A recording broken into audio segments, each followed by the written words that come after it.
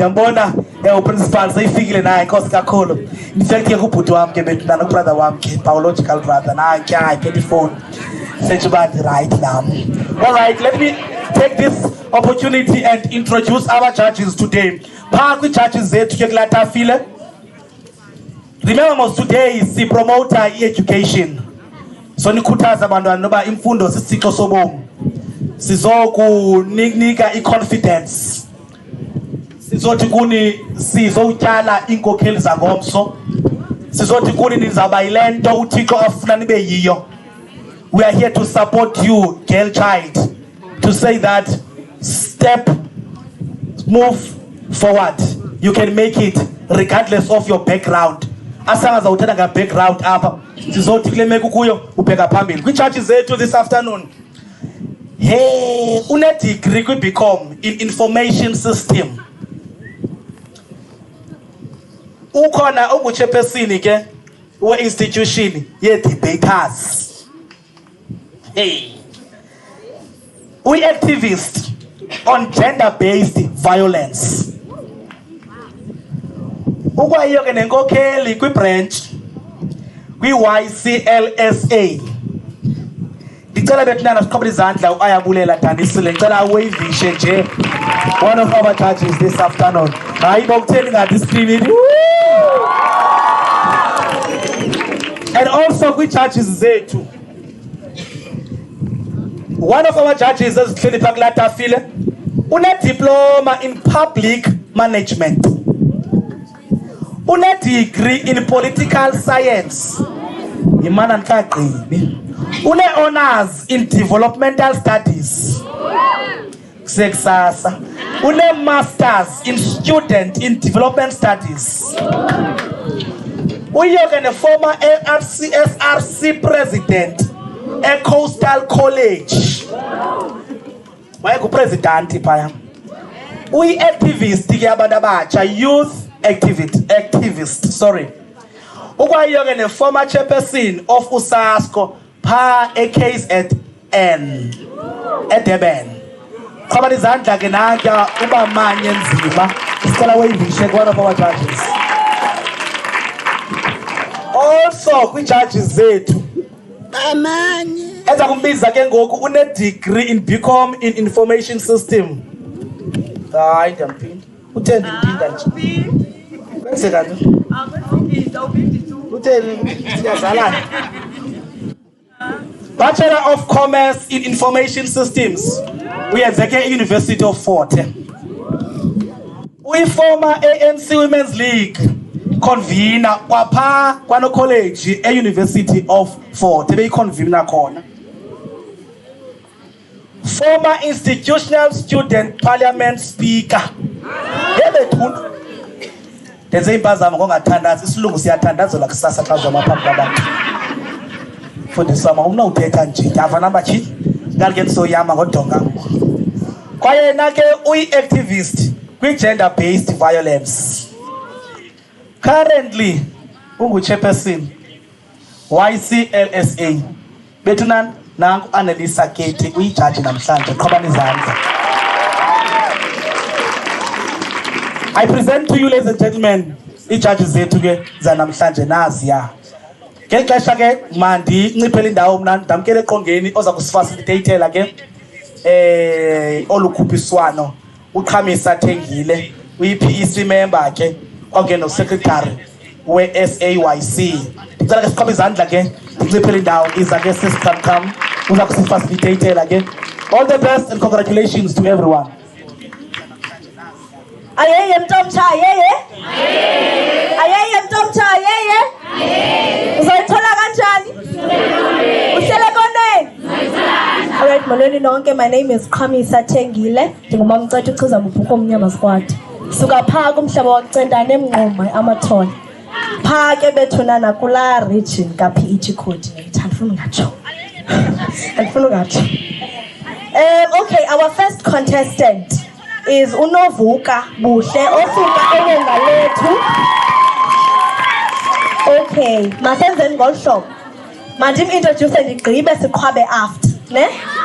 Unovuka Buhle osuka eWongalethu High School I-topic yakhe ithi, is there a link between the economic state of women and woman abuse? Xa siqhwaba ke sizakwenza ngolu hlobo because abazolingana. Sizawuthi senze into yoba sibe silingane sonke. Yazi i-division imali. Sizawuthi Mathoko, yivale. Mathoko, khawuyivale. Okay, khawuze ke contestant yokuqala.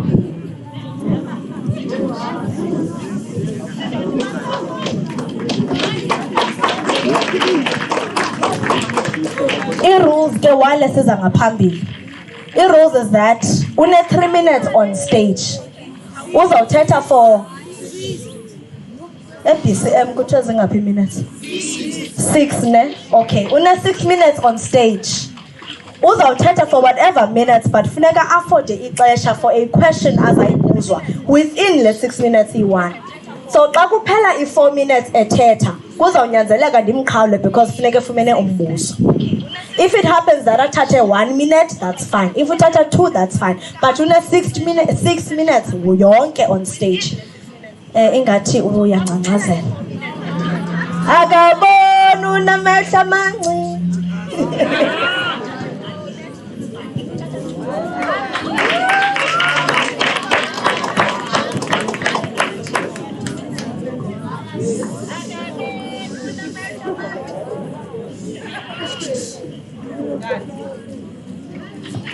Greetings to the House at large.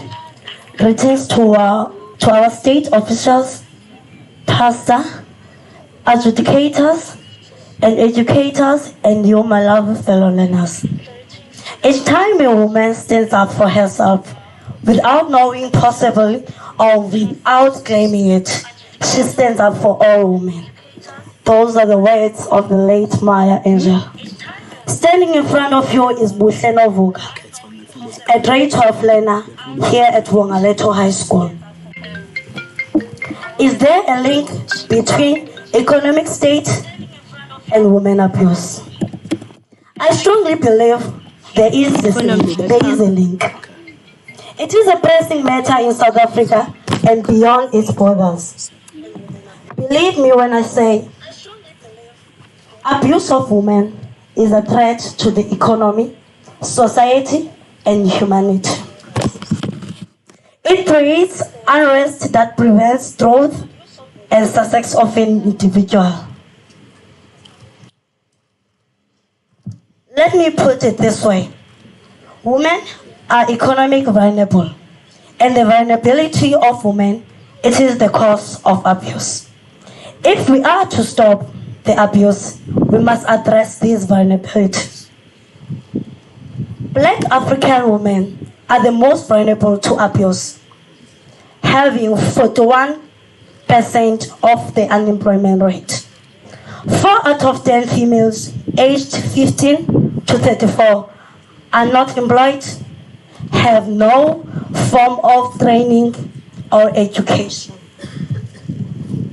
Women are always left behind in social, political, and economical and cultural matters.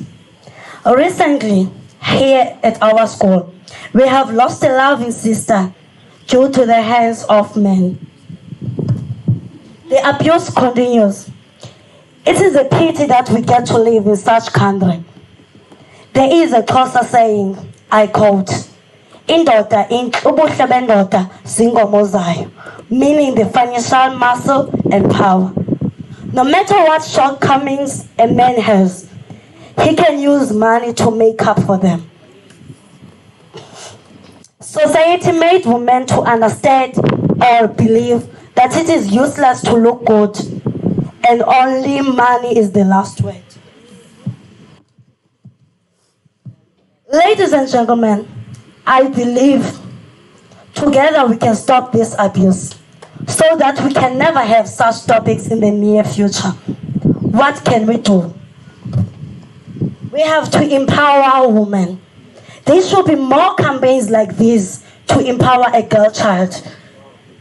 This means that there can be more days set aside for a girl child, raising them to be more confident. I thank you.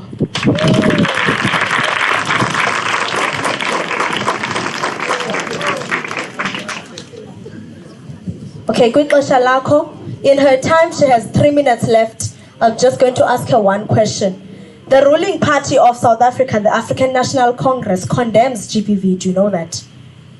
We say we do not want GBV. But still we find GBV roaming our streets. What is it that the African National Congress can do to ensure that this GBV, which is inflicted by this lack of economic state of women, how can the African National Congress ensure that this state is different? What interventions can be brought? As we all know, the most common factor or the most thing that contributes to women abuse, it is the lack of economy in women. So if ever we start to empower them by educating them, education is the key to all things. Women who are educated, they won't be dependent to men. I think the state can start to put more power in education. I thank you. Thank you so much. She finished her time, or rather her presentation in 4 minutes. Presentation yakhe uyigqibe in 4 minutes. Sizawubiza ngoku Alungile Soyizwaphi osuka eSinethemba Senior Secondary School. I-topic yakhe ithi, is there a link? Oh, sorry. No. Our second one is Nxesha Alizwa from Masikole High School. I-topic yakhe ithi, does South Africa stand a chance to have a female president? Nxesha Alizwa.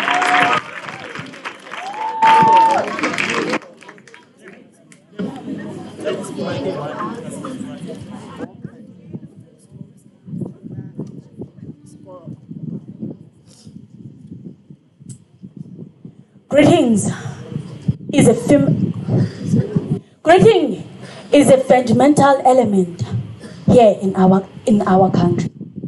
So, ladies and gentlemen, consider self-greeted. I am very honored and grateful for this opportunity of a lifetime. And I am grateful to introduce myself. My name is Alizwa Nxesha, currently doing grade 11 at Masikole High School. I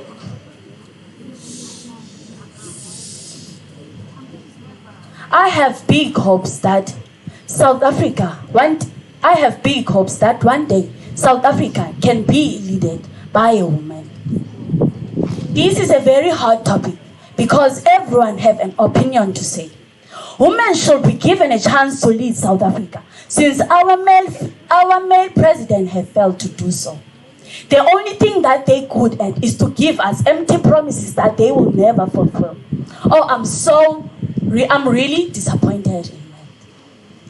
South Africa can be a better place if it could be led by a woman. Now it is a time to change impossible things to be possible. Let us be the generation that seeks success.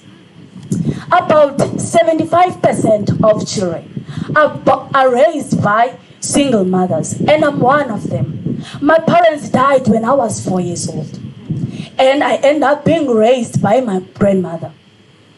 That's why I will never underestimate the power of a woman. So, ladies and gentlemen, please let us look at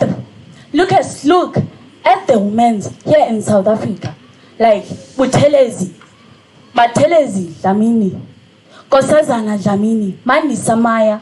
Those women are very powerful. They could lead South Africa with progress, dignity, respect to the power of a woman. I thank you.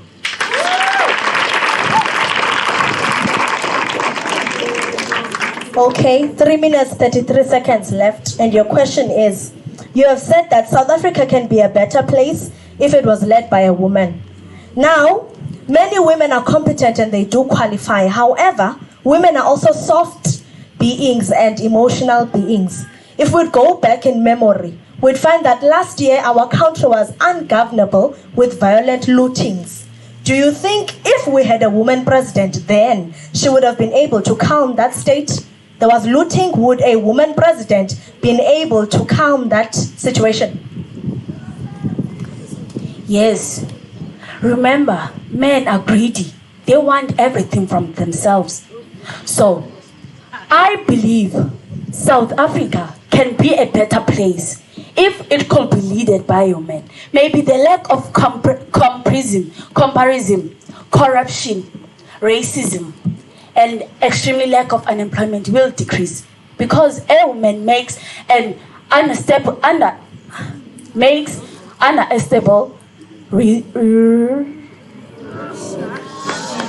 changes, I think. Thank you so much. Before Ambe, please come back to stage.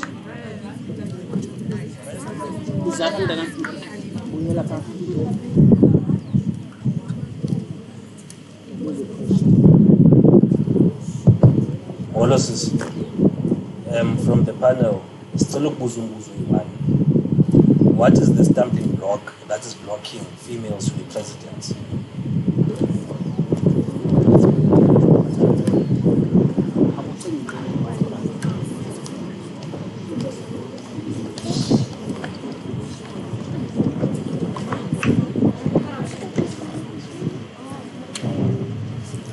According to Genesis, people believe that God created Adam.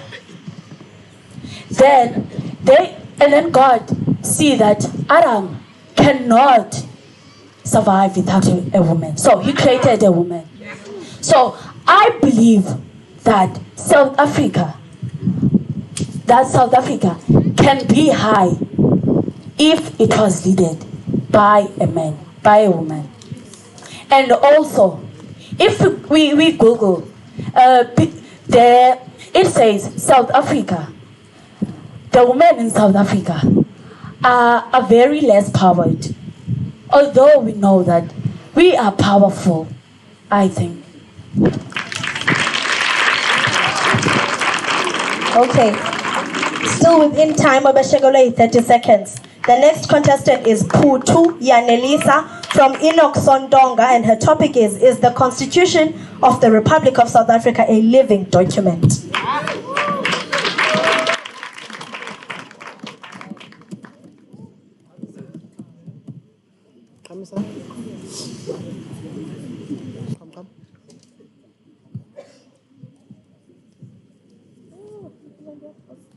Greetings to the House at large, protocol observed. Standing before you is Putu and Elisa, a learner from Sondonga Senior Secondary School, currently doing grade 11. The topic I'll be talking under today is the Constitution of the Republic of South Africa a living document? The Constitution is the supreme law of the Republic of the South African country. It provides the legal foundation for the existence of the Republic. It sets out rights and duties of citizens and defines the structure of the government. Do we have a living constitution? Do we want to have a living constitution? A living constitution is one that evolves, changes over time, and adapts to new circumstances without being formally amended. Our written constitution, the document under the National Archives, was adopted 220 years ago. Meanwhile, the world has changed in incalculable ways. The nation has grown in territory and its population has multiplied several times over. Technology has changed. The international situation has changed. The economy has changed. Social mores have changed, all in ways that no one could have foreseen when the Constitution was crafted. A common law constitution is a living constitution, but it is also one that can protect fundamental principles against transient opinion, and it is not one that judges or anyone else can simply manipulate their own ideas. The Constitution is supposed to be a rock-solid foundation, the abandonment of our fundamental principle. That's the whole idea of having a Constitution. Yes, it is a living constitution because it evolves over time and new constitutions are added. Some of the constitutions made by white oppressive government were eliminated because it is a living constitution. There were changes made, but not all of them were eliminated, and others are used and they were used centuries ago. The Constitution is known as a living document because it can be amended, although in over 200 there have only been 27 amendments. The Constitution 4th Amendment Act and Constitution 5th Amendment Act, formerly the Constitution of the Republic of South Africa Amendment Act 1999 and Constitution of the Republic of South Africa 2nd Amendment Act 1999, came into force on 19 March 1999. The 4th Amendment clarified that elections to the provincial legislatures may be called either before or after the term of office of the previous legislature has expired. South Africa is a constitutional democracy. This means the Constitution is the highest law of the land. Parliament cannot pass a law which goes against the Constitution. No person, not even the government, can go against it. The current Constitution, the country's fifth, was grown up by the Parliament elected in 1994 in the South African General Election 1994. It was promulgated by the late former President Nelson Mandela on 18th December 1996 and came into effect on 4th February 1997, replacing the interim constitution of 1993. It lays out the procedures for several functions: administration, legislation, execution of the government machinery. It provides for the separation of powers. It provides for the independence of each organ: legislative, executive, and judiciary. It upholds the sovereignty of the nation. In the Constitution Book of South Africa, Chapter 1, under founding provisions, Republic of South Africa. The Republic of South Africa is one sovereign, democratic state founded on the following values: human dignity, the achievement of equality and advancement of human rights and freedom. Okay, her time for the speech is up. Judges, do you have any questions?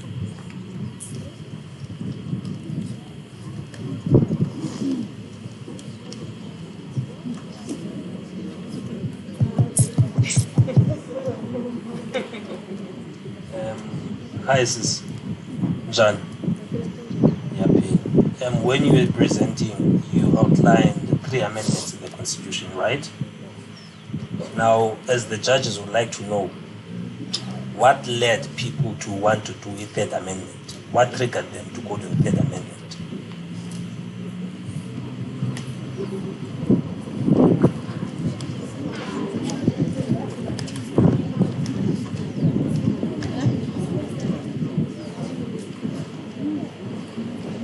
The reason for that was because the time for the legislation was not yet reformed. So after the amendment, it helped them so that they would know their duration for their time as legislation. Thank you. Thank you so much.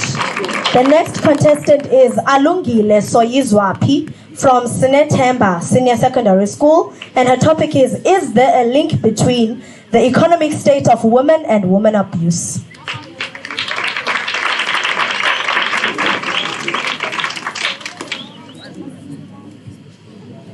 Greetings to all. Standing in front of you is Alungile Soyizwapi from Sinetemba Secondary School, currently doing grade 11. I'll be doing a speech under the topic, is there a link between economic state of women and women abuse?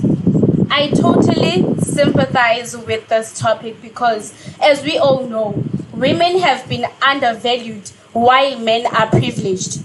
For example, women these days, they earn less money than men, and women are less likely to advance with their careers as far as men.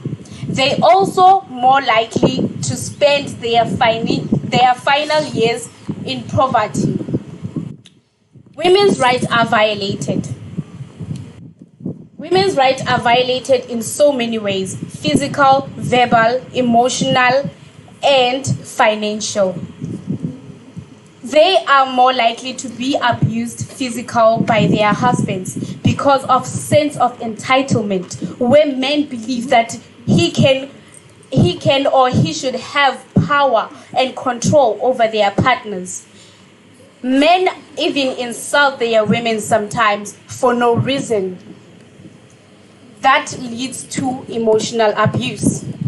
Financial abuse involves controlling victims' ability to acquire, use, and maintain financial resources.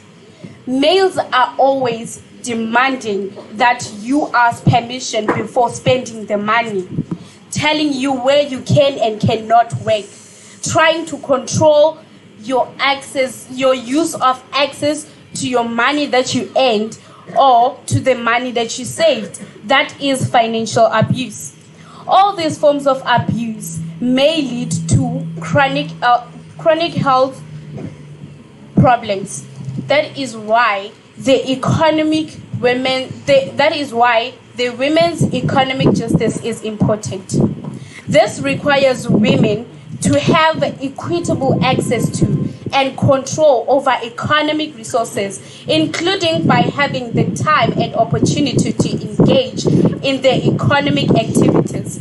This also requires changes to discriminatory social norms and economic structures, laws, policies, and practices that marginalize women. Thank you.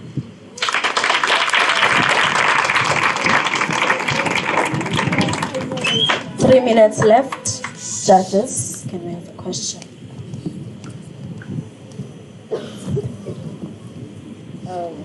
Hi, Alungile. Question yako for today, what lessons do you think should be taught to young girls of your age to avoid this reality? Thank you.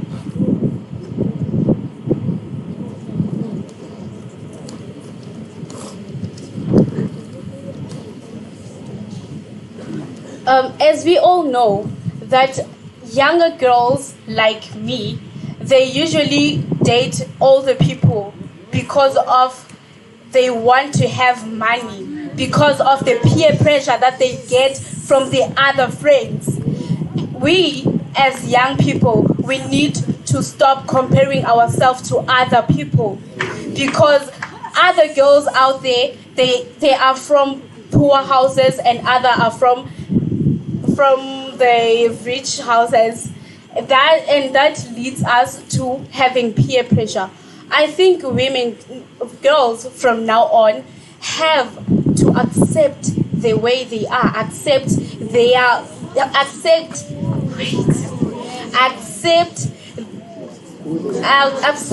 their backgrounds. Thank you.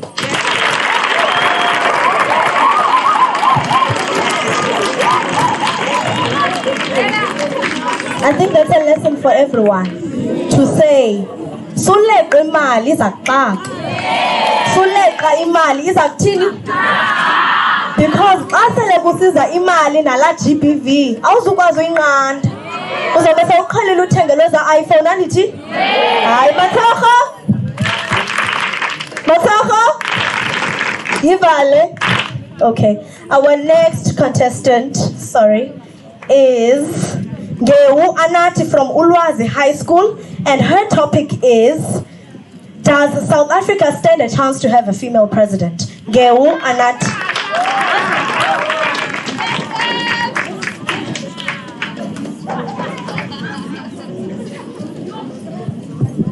Greetings to all in the name of Jesus Christ. Amen.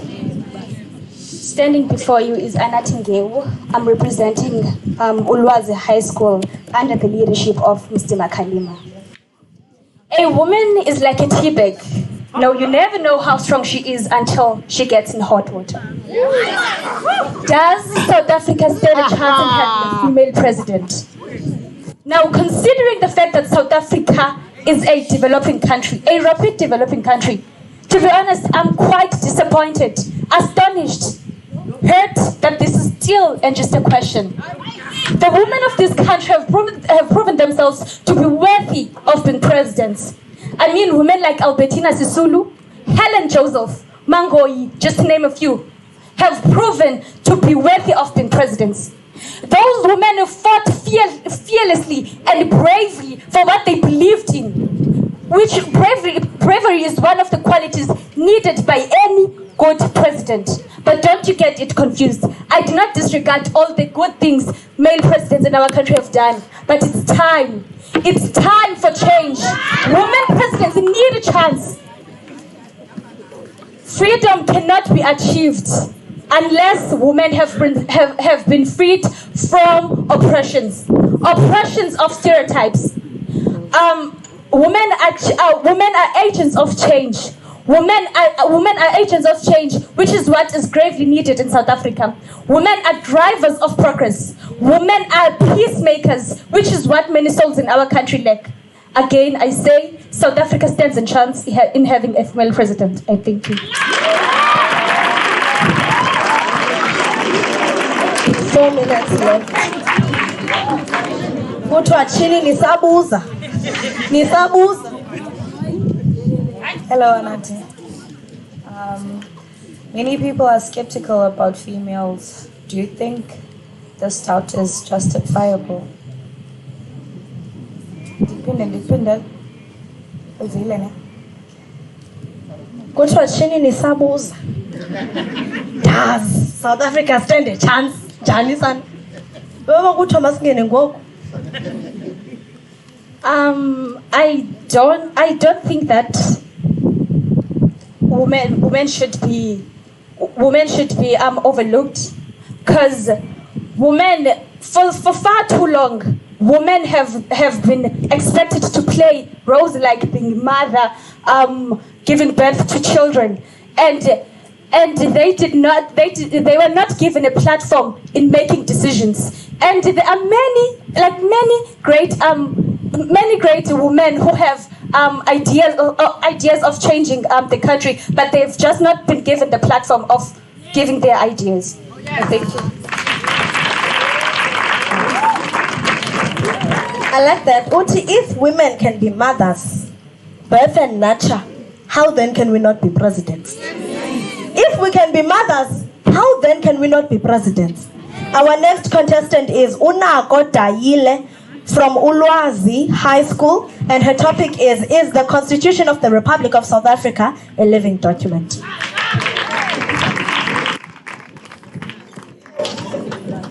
Greetings to you all. Protocol is highly observed. Standing in front of you is Unako Daile from and representing Ulwazi High under the leadership of Mr. Makalima. I am here on behalf of the issue is the Constitution of South Africa a living document. My perspective is, no, it is not. First of all, what is the constitutional document? It is a document that was introduced in 1994, it is a document that was first introduced in 1994 that states that that has all the rights, Bill of Rights, and has the Freedom Charter too. What are its purposes? Its purpose, it was said to help our leaders then, now, and for the future to help govern the country and help them better it. Now my main question is, does it apply? No, it doesn't. It has many failing streams like fairness of equality, human rights, and its justice system. Our justice system in South Africa has been poor for many years. For instance, a person who is not guilty but poor can go to prison for 25 years or plus, but a person who is a perpetrator can get away with it. Our justice system highly favors people with money, but if you don't have money, you are nothing. South Africa is proven to be a democratic country. A democratic country means all citizens in it have a right to make a decision or participate in the decisions made for the country. But our voices are not heard. The only time our voices are heard is when elections comes around. Our voices are taken for granted. The only time our voices are heard is when a person or we take a stand and protest, cause riots, and that's when our voices are heard. Now the Freedom Charter states that the country's wealth shall be shared amongst the people who live in it. Our land shall be shared amongst the people who work it, but our wealth is not shared. Let me tell you something you did not know. Our country is a company owned by the US. Our country is invested by other countries in the BRICS committee, which includes Brazil, Russia, India, and China. Our country has minerals and resources, but our resources are not shared amongst us. Only one person I know that owns a mine who is black, which is Mr. Patrice Motsepe, and 60% of the mines is owned by the president, but the rest is owned by white people. What happened to us owning our own land? Our own land. 60% is owned by the president. The rest is owned by white people. The resources are not shared amongst the country. Our land was colonized by European countries back in the days when our great grandparents were tricked and were moved to homelands, which is the only land that we own. The rest is owned by white people. Why can't we own our own land? It is time that we bring back our land. We want our land. Thank you. Kuthiwa i-constitution ayizi nomhlaba. Oh, okay. Hi, Onago. If you would wake up tomorrow, or you president, what would you do to change the situation? First of all, the retirement age of South Africa is 60 years. Our cabinet, most of the people in the cabinet are over 60 years. I would give a chance to younger people, the youth, to lead, because we stand a chance. We have the enthusiasm and the energy, but we do need the wisdom from our elderly. Thank you.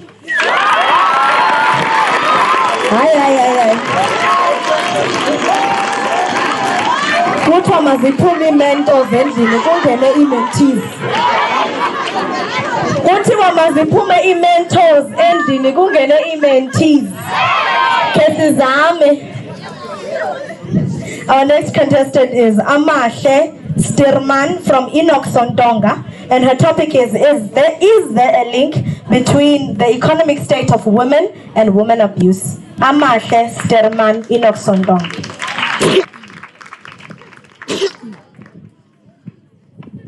Greetings to the house at large. My name is Amahle Stirmani, doing grade 11 at Inoxontonga. The topic is there a link between the economic state of women and women abuse? Before I start with everything, I would like to define these words. Economic state, how rich or poor a woman is, financially and socially. The word link refers to a relationship between two things or situation, especially when one affects the other. Women abuse. Two badly women are treated by men. Going to my speech, before I start with everything, I would like to tell you about my understanding about this motion. My understanding about this motion, it is because the topic tells or informs us about the relationship between the economic state of women and the women abuse. Economic abuse is a form of intimate partner violence that still lacks a clear explanation and therefore is often overlooked next to physical, sexual, and psychological abuse. While existing a categorization and recognize economic intimate partner violence as economic control, economic exploitation, employment sabotage. Current measurement of economic abuse is rarely capture all its form, and the issue has not been widely explored in the low and the middle income country. There's always this say that if a woman is getting married, there's always this said that if a woman getting married, a man have to pay a lobola, and all of that. Always men always say this thing that if you get married and you have to. And you have to get a lobola negotiation. Men take a chance by saying that I have to control you because I lobola you. I have to do whatever I want because of what? Because I lobola you. There is a link between women experiencing a violence and economic state of women. Economic violence leads to increase in poverty due to women reduced access. There is always this question of why violence leads to increasing poverty. It is because the answer is it is because poverty is widely believed to cause violence all the time. For many women around the world, no place is more unsafe than their own homes because they are getting bullied, because they are abused by their men. As the world recognized International Day for the Elimination of Violence Against Women, it has become clear that the pandemic has made this violence worse. There are 4 causes of gender-based violence: cultural factor, legal factor, economic factors, and political factors. Cultural factor include gender stereotypes and religion and historical tradition and physical punishment of women. That thing I was saying, that if you get married and do traditional things, that means that you and men have to control you whatever you are doing. Legal factors: being a victim of GBV is perceived in many society as shameful, weak, with many women still be considered guilty. Economic factors: the lack of economic resources in general makes women feel less. And political factors: women have few opportunities to shape the discussion. What causes gender-based violence in today's world? It is because, in particular, violence against women is one of the most pronounced expressions of the unequal partner relation between woman and man. The main cause of violence is the wrongdoing him or herself. It is very important to keep in mind that a person who has been affected by gender-based violence is never responsible for the action. To my conclusion, countries should take efforts now to strengthen law and protections against women, protect victims and domestic violence, and protect women. I thank you.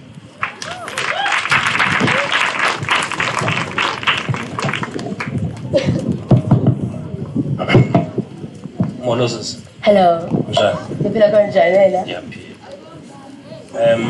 Umbuzo wethu is that you are aware most the African National Congress, as the ruling party in South Africa, is condemning gender-based violence in all angles and spheres. Now, our question to you: fortunately, the ANC is represented in this program. Therefore, we will ask you to give advice to Mafagu as the Executive Deputy Mayor of Buffalo City, and to Mdantsane as the PT coordinator of the ANC. What are the practical solutions should the ANC government bring to condemn this issue? Thank you very much. Okay, thank you. My answer is, if we as South Africa strengthen the following rules of laws in South Africa, that means we can deal with gender-based violence or woman abuse. I thank you.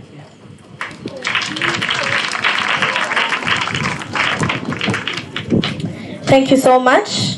Our next contestant is Ovayo Machini from Wongalethu High School, and her topic is: does South Africa stand a chance to have a female president? Ovayo Machini.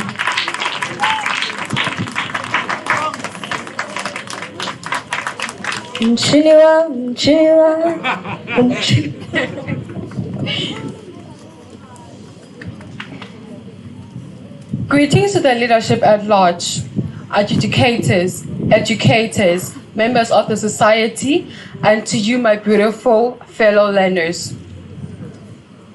Never be afraid to raise your voice for honesty, truth, compassion against injustice, lying, and greed. If people all over the world would follow this would change the world. Standing before you as Ovayo Machini, I am 16 years of age. I am doing grade 11 here in Wongalethu High School. I am originally from a small village in Jolomna called Jamjam. The topic that I have chosen is South Africa ready to have a female president? I believe that South Africa is not ready for a female president. Don't get me wrong, I'm not saying females are not ready to lead, but it's South Africa that is not ready for a female president.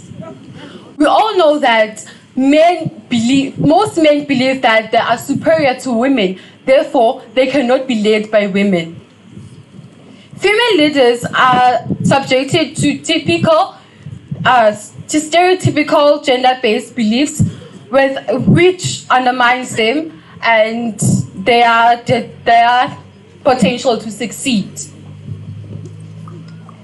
Ladies and gentlemen, believe me when I say there is a lot of sexism still ingrained in South Africa.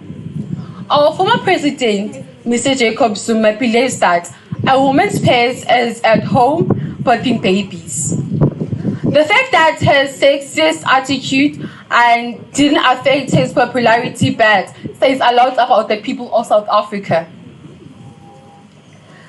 Norway's former prime minister once said, if there were more female leaders in the world, there would be more peace.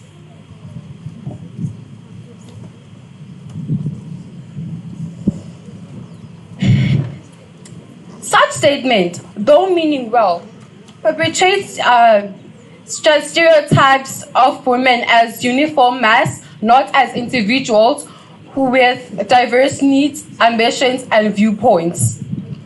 Former National Assembly Speaker Baleka Mbete believes that South Africa is not psychologically ready for a female president. In general, all racial ethnic groups in South Africa have a long-standing belief concerning gender roles, and most are based on the premise that women are less important or less deserving of power than men. Most South African traditional social organizations are male-centered or male-dominant. I'm sure everyone will agree with me when I say, here in South Africa, we have households that are led by women and are doing a great job, with or without their male counterparts, which shows that women can lead when they are given the chance. I wish that in the coming years, women can be given the chance to lead the country so that they can prove themselves to the society that they can lead better. Because in this 28 years that we've been led by men, South Africa is still considered as a developing country, which means men are not doing enough. So I believe that women should also be given a chance to lead so that they can also prove themselves if they can help with developing the country. I thank you.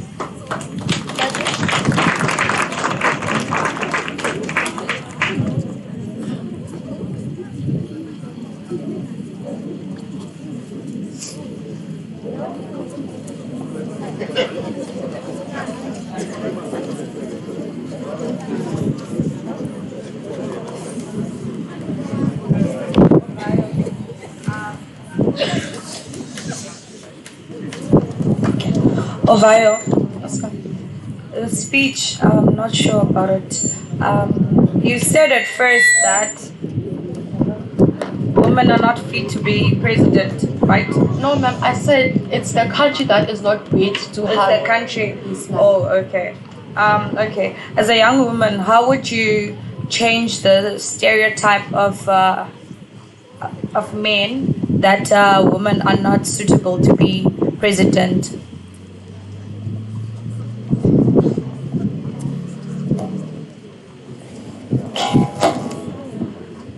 The fact that women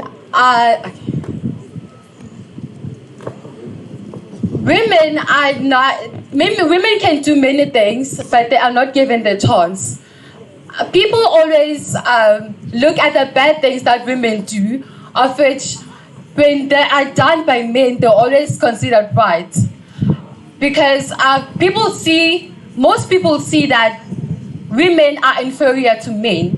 So if you can change that, because I believe that men and women are equal, but they are not represented as they are equal. So if we could change that and show that women and men are equal, then we can show that they can stand a chance to lead. Thank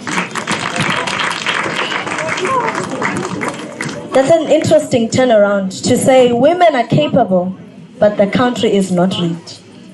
That's an interesting turnaround. Women are capable, but the country is not rich. I think we need to give another round of applause. Matako! Yo nina kanjani. Matako! Ivale. Our next contestant is Plaxides Savanu from Sinovuyo High School, and her topic is the Constitution of the Republic of South Africa a living document?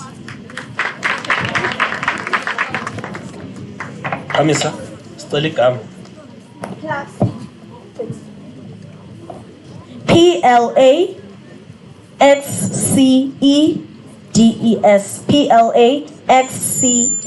PLAXCEDES. Savanu. Plaxides Savanu. Not in na, not in na. Not Savannah, Savanu.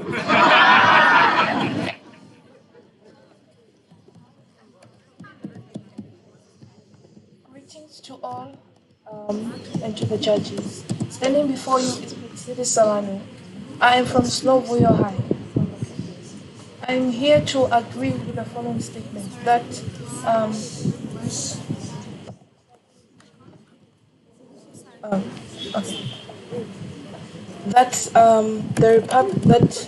is the Republic of South Africa. Sorry, Kamisa.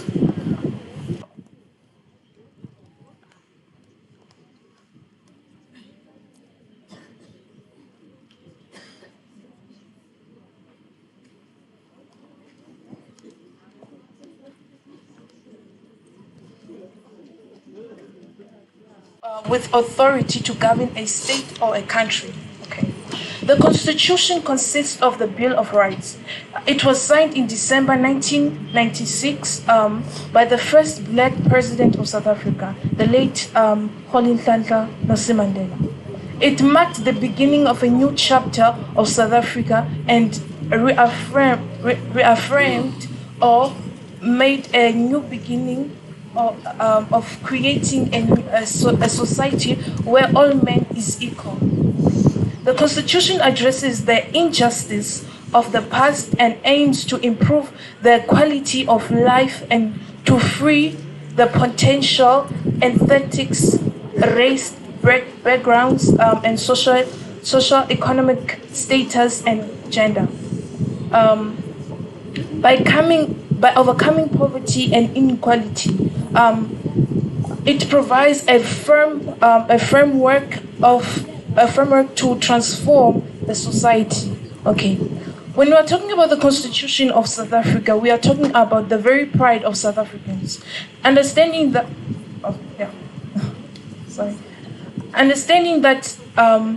the people of South Africa have rights and are able to use them at the right time, and whenever they feel that they are threatened. Okay, so this is why I say that the Republic of South Africa is a living document, because remember the Constitution does not change overnight, but it takes time to change. What we should do during this time is to make or to have certain people that will enforce the certain changes during this time. The time has ended. 4 minutes. We're left with 2 minutes. Judges.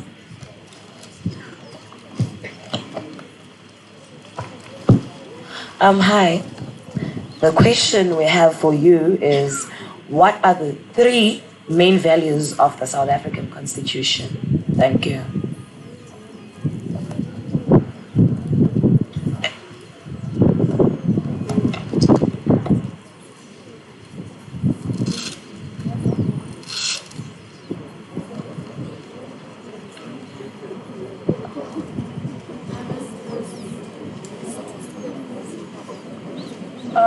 I think the 3 basic Constitution of South Africa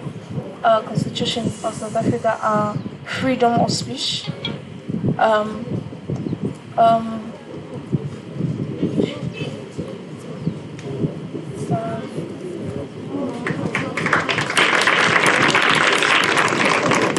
Thank you so much. Okusalayo, i-Constitution is the pride of South Africans. It is the pride, ne? Now let's go to it and look at it by itini, ne? Just for future reference. Our next contestant is Inam Dwekesha from Wongalethu High School, and her topic is there a link between women economic status and women abuse? Inam Mdwekesha, Wongalethu High School.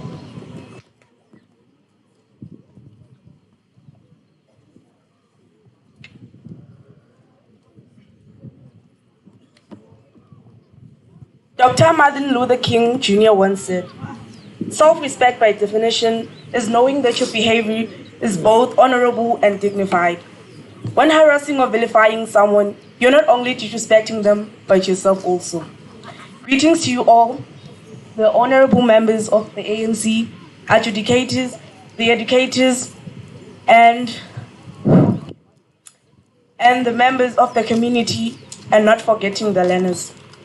My name is Inam Dwegesha, and I'm currently doing grade 11 at Wongalethu High School. It is a great honor for me to be here and to be granted this opportunity to speak in such a huge audience and voice out my opinions. The topic that I have chosen today is there a link between the economic state of women and women abuse? My task is to answer this question, and I hope that my answer will have a positive impact on the people in this room and the society. My argument is that yes, there is a link between the status quo of finance of women and domestic violence. Why is that, you may ask? Well, according to the Science Daily in South Africa, 36.8% of unemployed women are more likely to be victims of domestic violence. In 2022, 2,695 unemployed women have been violated. It is such a pity because this means a woman is violated every 3 hours in South Africa. Studies have continued to show that poor girls are 2.5 times likely to get married in childhood. The fact that the World Health Organization have proved that poverty is the main risk factor of violence is a clear demonstration that poor girls and women are more likely to throw themselves at men and get discriminated, and that leads to an increase in violence. I'm sure everyone will agree with me when I say women and girls who lack income and resources rebound to men, and that leads to men believing that women are inferior to them and vulnerable because of what they offer them. Globally, economically insecure men who think that they are entitled to women tend to have a narcissist personality trait. This mentality developed due to social factors such as the environment they grew up in. Lack of awareness and knowledge are a victim's enemy at the time where they experience abuse. That is why, as we are approaching October, the month of domestic violence awareness, we need to pause and learn more about violence and how it negatively impacts women. That is why the United Nations General Assembly adopted the Resolution 66/170 to declare October 11 as the International Day of Girl Child, to recognize the unique challenges girls face, challenges such as domestic violence, as I've mentioned, poverty and unemployment, lack of women's empowerment, and lack of socio-economic inequality. Okay, your time is up, judges.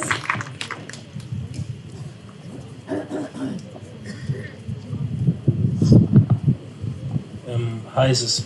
Hi. John. Yeah, Pete.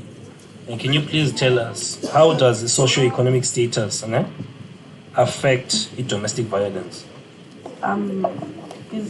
As I've mentioned, that poor girls, that's a socio-economic. For my understanding, I think socio-economic is the status quo of finance of a person. So when women or girls when girls affected by poverty, I think their only rebound is men. They throw themselves on men. And men, I don't think men know, but... Can you ask your question again, sir? Kamisa, allow her. How does socio-economic status affect domestic violence? Well, poverty, I think, is the main risk factor of violence. That is why women tend to throw themselves on men, because they want to cover what they cannot afford by rebounding to men.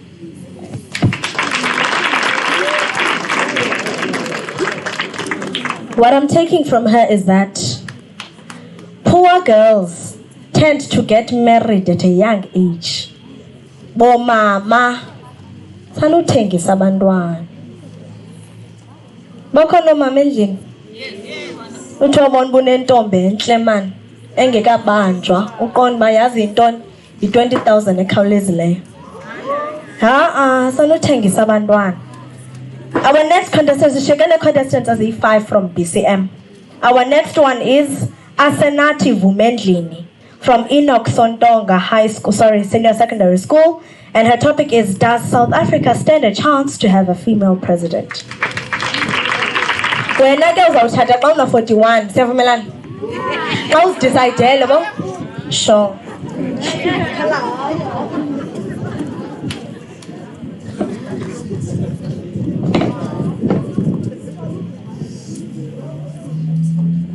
Greetings to the House at large and all protocols observed.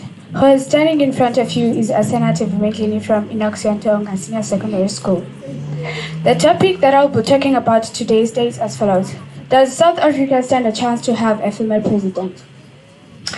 Before I start with my speech, I would like to firstly define the motion so that everyone could understand what I'm talking about. This topic tells us that women should be given a chance for a greater change in our country. I totally agree with the topic because South Africa does stand a chance to have a female president because women are great leaders and they are able to balance professional and personal leadership skills. They are great leaders as well as they are natural multitaskers. Women have the ability to decisively and quickly respond to simultaneous and different tasks of problems at a time. South Africa is ready for a female president because women respect the country as well as the law. They can study minor details to see what is going on underneath the surface with diverse views and sense of awareness. When we say women are great leaders, we talk about Joyce Hilda Banda, who was a first president in Malawi. If other countries allow females to be president, why not in our country?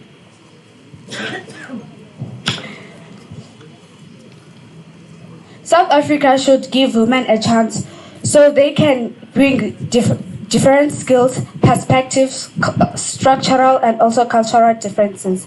Female leadership matters because women are passionate, creative, and also resourceful. They see the world through a lens of opportunity. I also find women more proactive in becoming mentors. They consistently demonstrate passion. So them being the leaders, South Africa will be a better place. Women exhibit ego differently and they are good at decision making with the ego held in check. Emotional intelligence, the ability to recognize action in ourselves and others and also relate is something that has recently gained momentum as an essential leadership behavior. I believe that women make phenomenal leadership because they are experts at making impossible seem possible. Women lead by example, and in so many cases, women have climbed the ladder so they can have experienced a variety of roles before they get to the leadership one. Women need to speak their minds and be given opportunity to lead within the development space. Also, supporting each other as women is crucial to ensure that we realize our potentials and make our mark within the development space.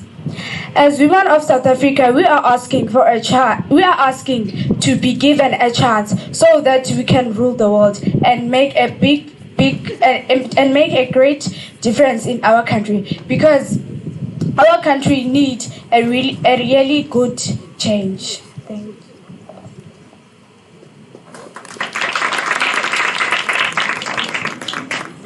Hello, Asanat. My question to you is that will a female president make... Okay. Will a female president make a difference when it comes to gender violence and equality in South Africa? Yes, a woman can make a difference because a woman's voice is the most voice that is heard in our country. So if women are given a chance to lead, it will make a really great difference. Thank you. Aibo, Masako, Ivale, nina niqhobela abathile ndizolungisa la inequality. Number 13. Am I right? No. Number 12. Iviwe Bawushana from Snovuyo High School, and her topic is there a link between the economic state of women and women abuse? Iviwe Bawushana.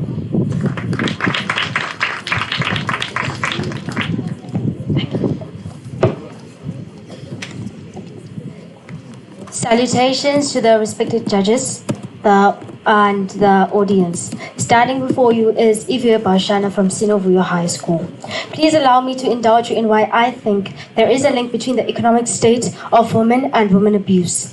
Statistically speaking, 35% of women worldwide have experienced either physical or sexual intimate violence or non-partner sexual violence. Globally, 7% of women have been sexually assaulted by someone other than their partner.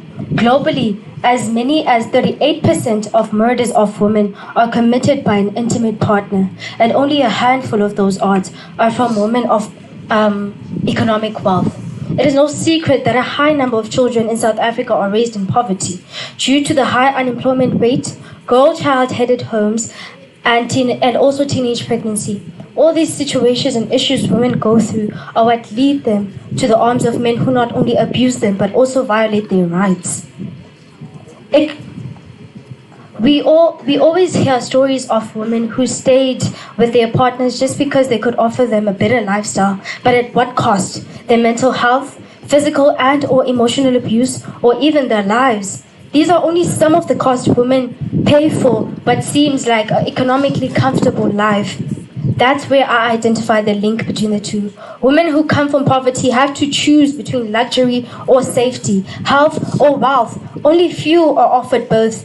Let's not shy away from the conversation, ladies and gentlemen. Economic wealth does come with the privilege of self-worth and not settling for less. I'm not sure if we can say the same for women who don't come from a wealthy economic status. Women of poverty are silenced and told to hold on just for the economic state their partners offer them, but thus meaning that they endure whatever form of abuse that comes with it. And before I conclude, I would like to leave you with something to ponder upon.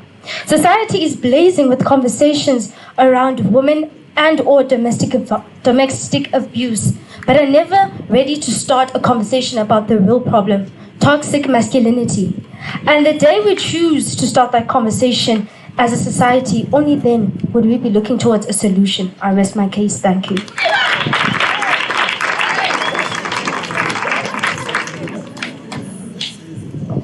Hi everyone. Hi. Our question is, what can the ANC do to the victims, to assist the victims of gender-based violence and boost the economic status of women? Thank you. Thank you for the question. So, as a people, as a society, not only the ANC, we don't focus on mental health and emotional intelligence. I think the ANC should focus on counseling and getting psychological help for the women of this country who have been victims of domestic and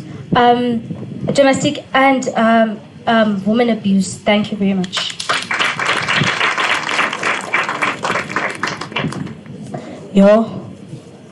Toxic masculinity. Na if bendingutata ngevena jonga phansi ngalamzuzu. And ingxaki isilungu yazi siyayipolisha into. Well, it sounded nice. Toxic masculinity.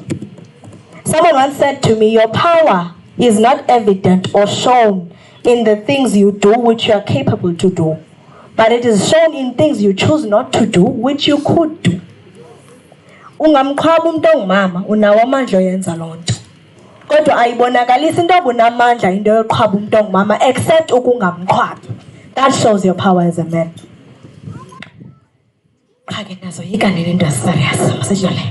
Latisha Mbire from Snovuyo High School. Latisha Mbire, Snovuyo High School, and her topic is, does South Africa stand a chance to have a female president?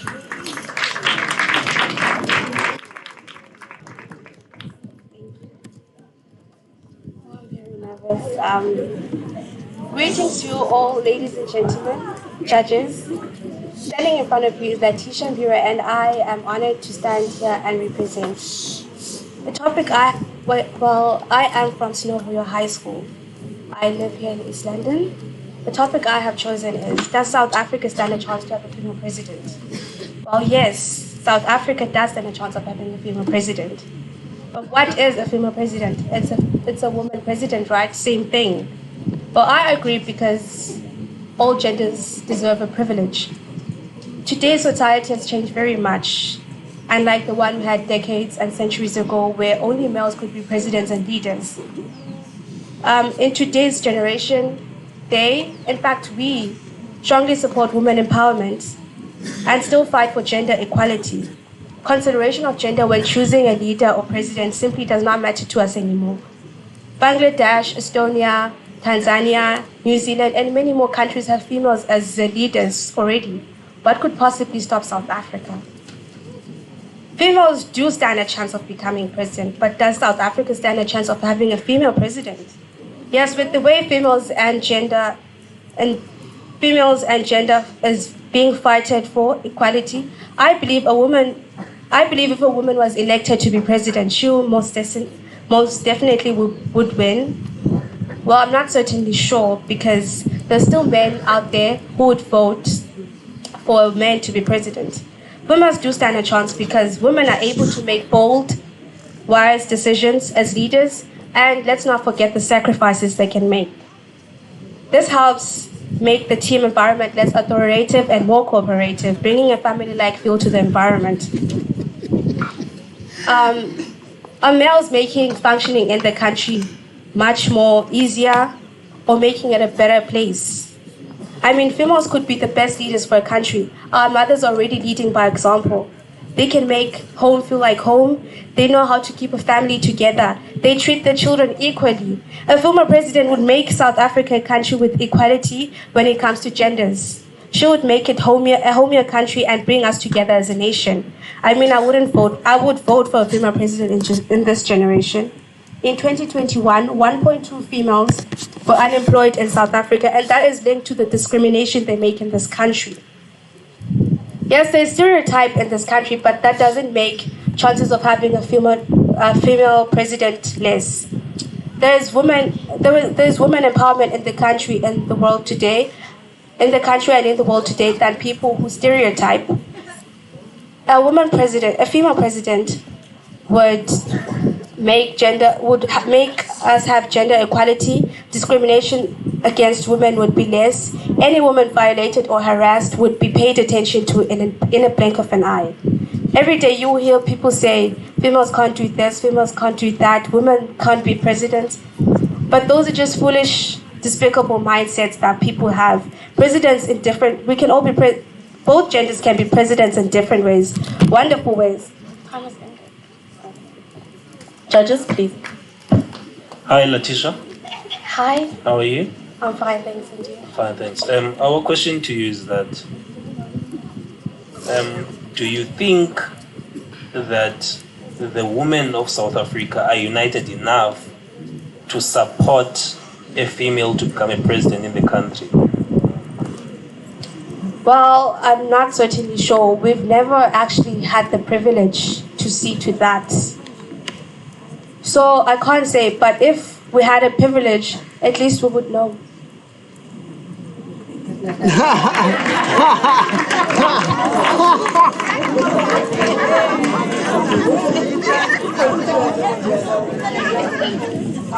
I think the next mayor of BCM is this one. I am not sure. Okay.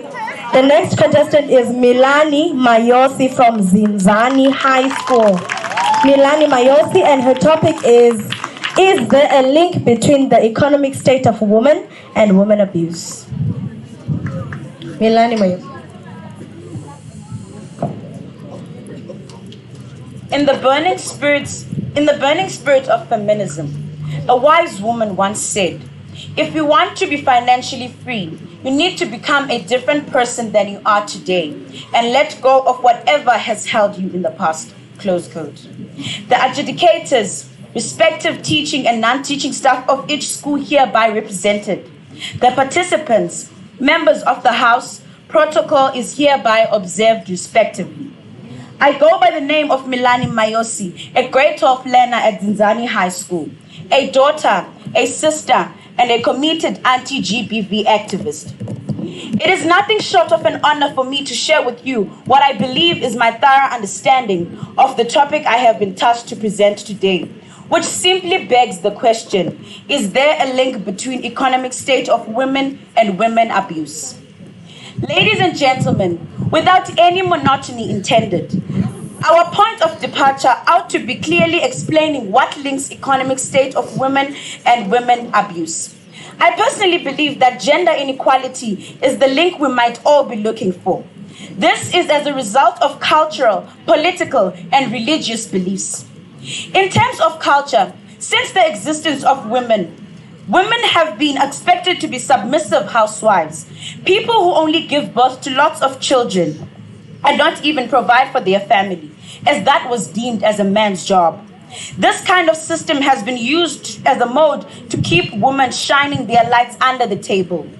With great potential, this has limited women from exercising their rights to generate income for themselves, directly forcing them to subject to the terms and conditions of being financially dependent on men. This includes, but is not limited to, domestic abuse. In terms of religion, the Bible narrates stories of women being dependent on their husbands for a living. This advances the agenda of manipulating a woman's mind into believing that they cannot do anything for themselves other than relying on men for survival. Politically, the current political dynamics of South Africa only advocate for the inclusion of women in leadership positions on paper. However, that does not happen in reality. There is an underrepresentation of women across all key sectors of the economy throughout the country. That adds weight to how patriarchy plays a significant role in sidelining women and ensuring that they remain submissive puppets to their male counterparts. We then go to domestic violence as a result of financial dependence. South Africa continues to be one of the most notorious hotspots for gender-based violence and femicide. This is given rise to by financial dependence. Men tend to have a sense of ownership over women as soon as they begin to cater for their basic needs. This is what most feminists refer to as financial dependence without a choice. In such romantic or sexual arrangements, women often feel trapped as they think they would be unable to survive without their so-called providers. How do we then address gender inequality? Ladies, not gentlemen now. It has become more than clear that patriarchy has reserved no room for opportunities for women. It has become explicitly evident that patriarchal systems disregard the importance of women in all spheres of society. It is high time that is challenged. We need to confront and change the status quo. We need...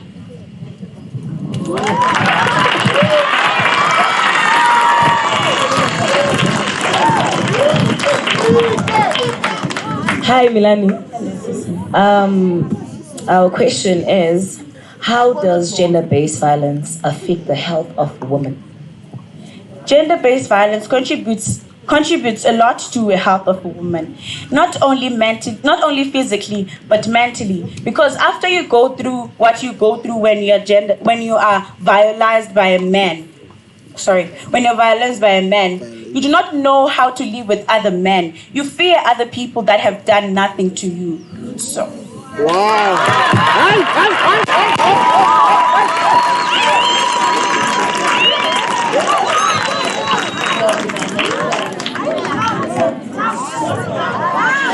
akakho umzi ongenadolo. Nina dolo and a half. The last contestant from BCM is Lihle Njadai from Mdantsane High School. And her topic is, does South Africa stand a chance to have a female president?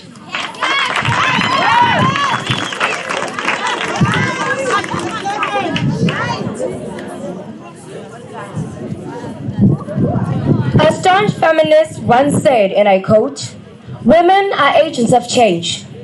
We are drivers of progress. We are makers of peace. All we need is a fighting chance." Close quote. To the adjudicators, teaching and non-teaching staffs of various schools in attendance, and all other members of the House in attendance, I hereby observe protocol in all respects. Ladies and gentlemen, standing before you is Lihle Njadai, a grade 12 learner at Zinzani High School. Born and bred in the dusty streets of Mdantsane, it brings me unspeakable joy to pronounce before you that I am a firm believer in the three core principles of feminism, which are full social, economic, and political equality for women. I shall be tabling my subjective views on the topic, which is painfully asking the question, Africa stand a chance to have a female president? That we even ask this question is an insult on its own. We teach girls to shrink themselves, to make themselves smaller. We say to girls, you can have ambition, but not too much. You can aim to be successful, but not too successful. Otherwise, you would threaten the man. The main question is, why should a man be threatened by a woman's success? To the female children of my beloved country, our country has sent us a clear message. Let us dream with ambition, lead with conviction, and see ourselves in a way that others may not. But know that our strides will always be enough to convince those who do believe in equality that we are more than capable to lead this great nation one day. I want to be there when the people start to turn it around. When they triumph over poverty, I want to be there to lend a hand. I want to be there when people start winning the battle against AIDS. I want to lend a hand. I want to be there for the drug addict. I want to be there for the alcoholic. I want to be there for the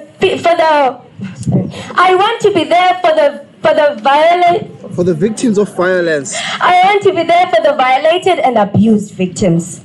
I want to lend a hand. Send me to Mamina.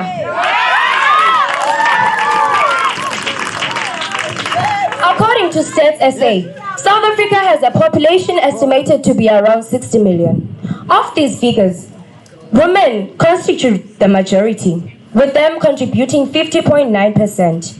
Men only contribute 49.5% to the South African population, yet they are in more positions of power as opposed to women. This results from having a number of men that outweighs that of women in key positions of authority. Have you ever wondered how a woman-led South Africa would be? Personally, I think a woman-led South Africa would have strict legislations on gender-based violence and femicide. Because a woman president would know exactly what it means, exactly what it feels to be helpless. Begging a person to spare your life. Like Uyinene Mkhwetyana, Owamdudu, and all other victims of femicide. We need a South Africa that protects 16-year-olds who are brutally murdered by men twice their age, all in the name of love. We continue to honor the name of the fallen young woman, Owamdudu, who fell victim of a predator. May the killer always know that he has not just killed an ordinary girl, but has killed a person who could possibly be our female president. In conclusion, it is just as important to know that women need a seat at the table. We need an invitation to be seated there. In some cases where this is not available, we need to create our own seat.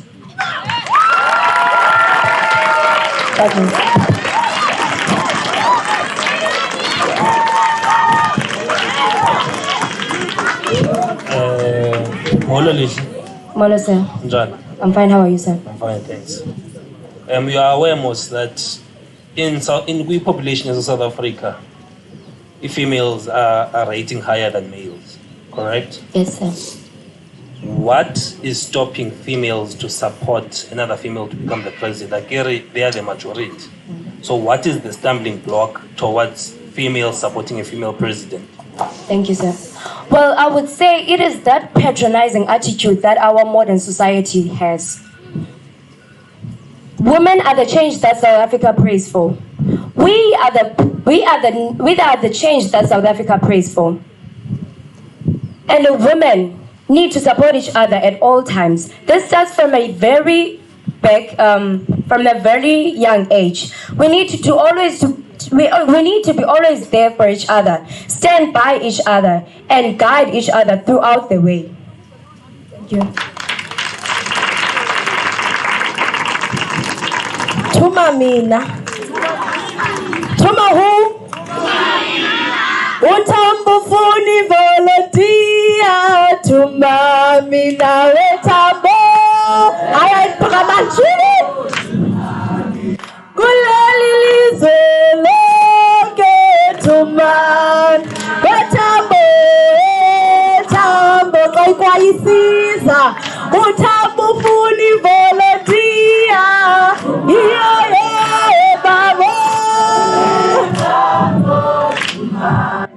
Kulali lizeloke tuman.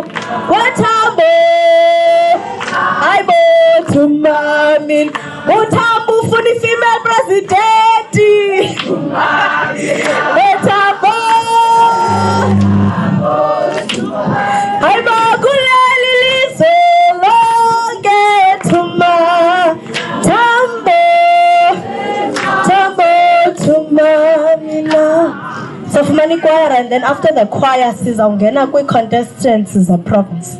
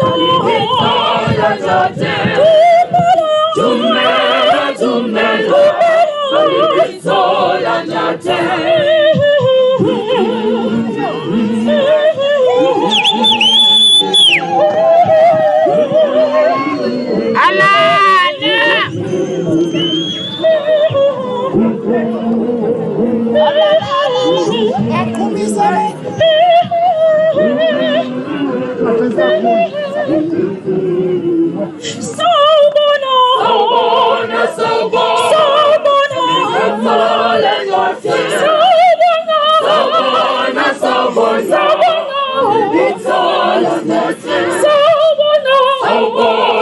all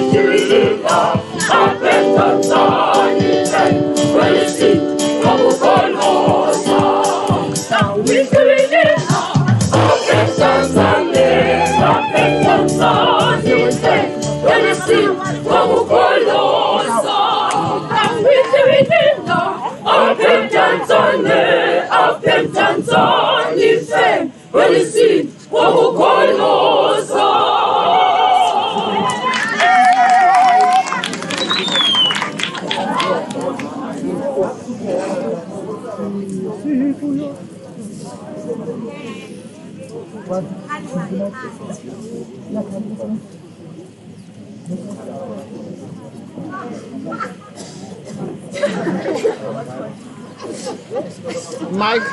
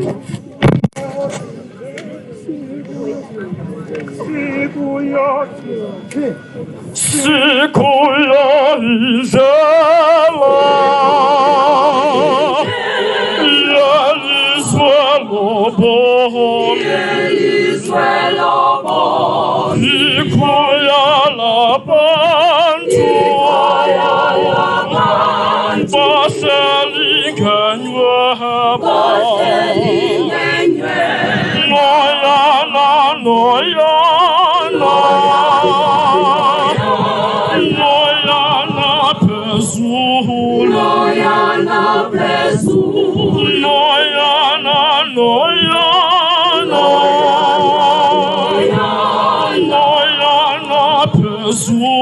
Noyana Pesulu. City Noyana, City Noyana, City Noyana, City Noyana, City Noyana, City Noyana, City Noyana, City Noyana, City Noyana. Somebody say sweetie, Noyana. Somebody say sweetie, Noyana. Somebody say lovey, Noyana. Somebody say lovey, Noyana. Somebody say sweetie, Noyana. Somebody say sweetie, Noyana. Somebody say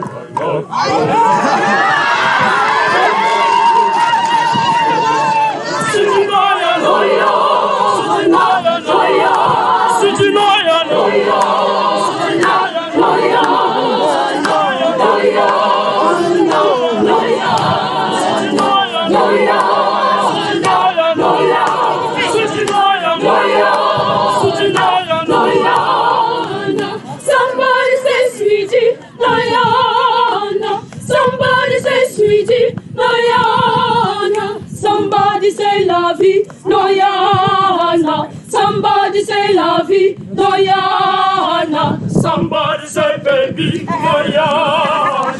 Somebody say baby, Noyana. Somebody say Noyana. Somebody say somebody say quiet.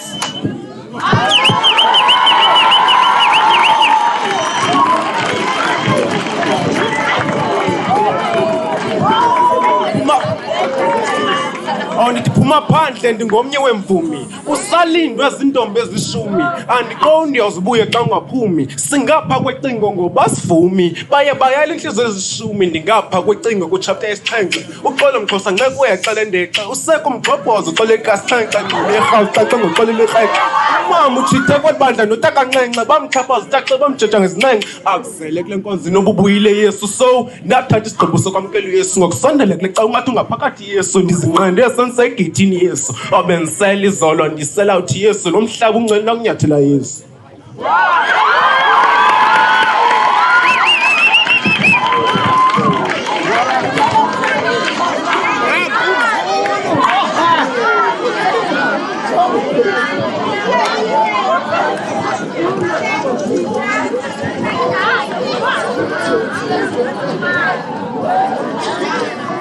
Confused.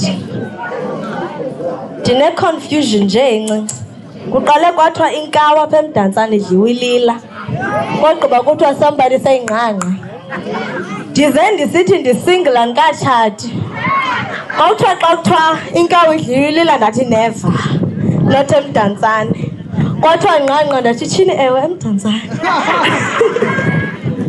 Okay, now we're going into our provincial contestants. Abantu abaqale ke basenda i-videos.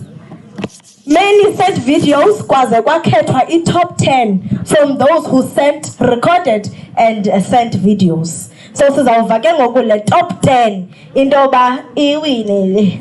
Ayibo ikhethelwe. Akalo mntu ndisesesikolweni ngokusekho i-vibe. Anazi ngezinto izikolo kwakusethwa ngqangqa uwinele. Ayibo ukhethelwe. Okay, the first one is Kazimla Adam. Kazimla Adam went to grade 10 at Woodridge College from Etinaha, and her topic is the Constitution of the Republic of South Africa a living document? She is from Nelson Mandela region. She has 10 minutes on stage. Province.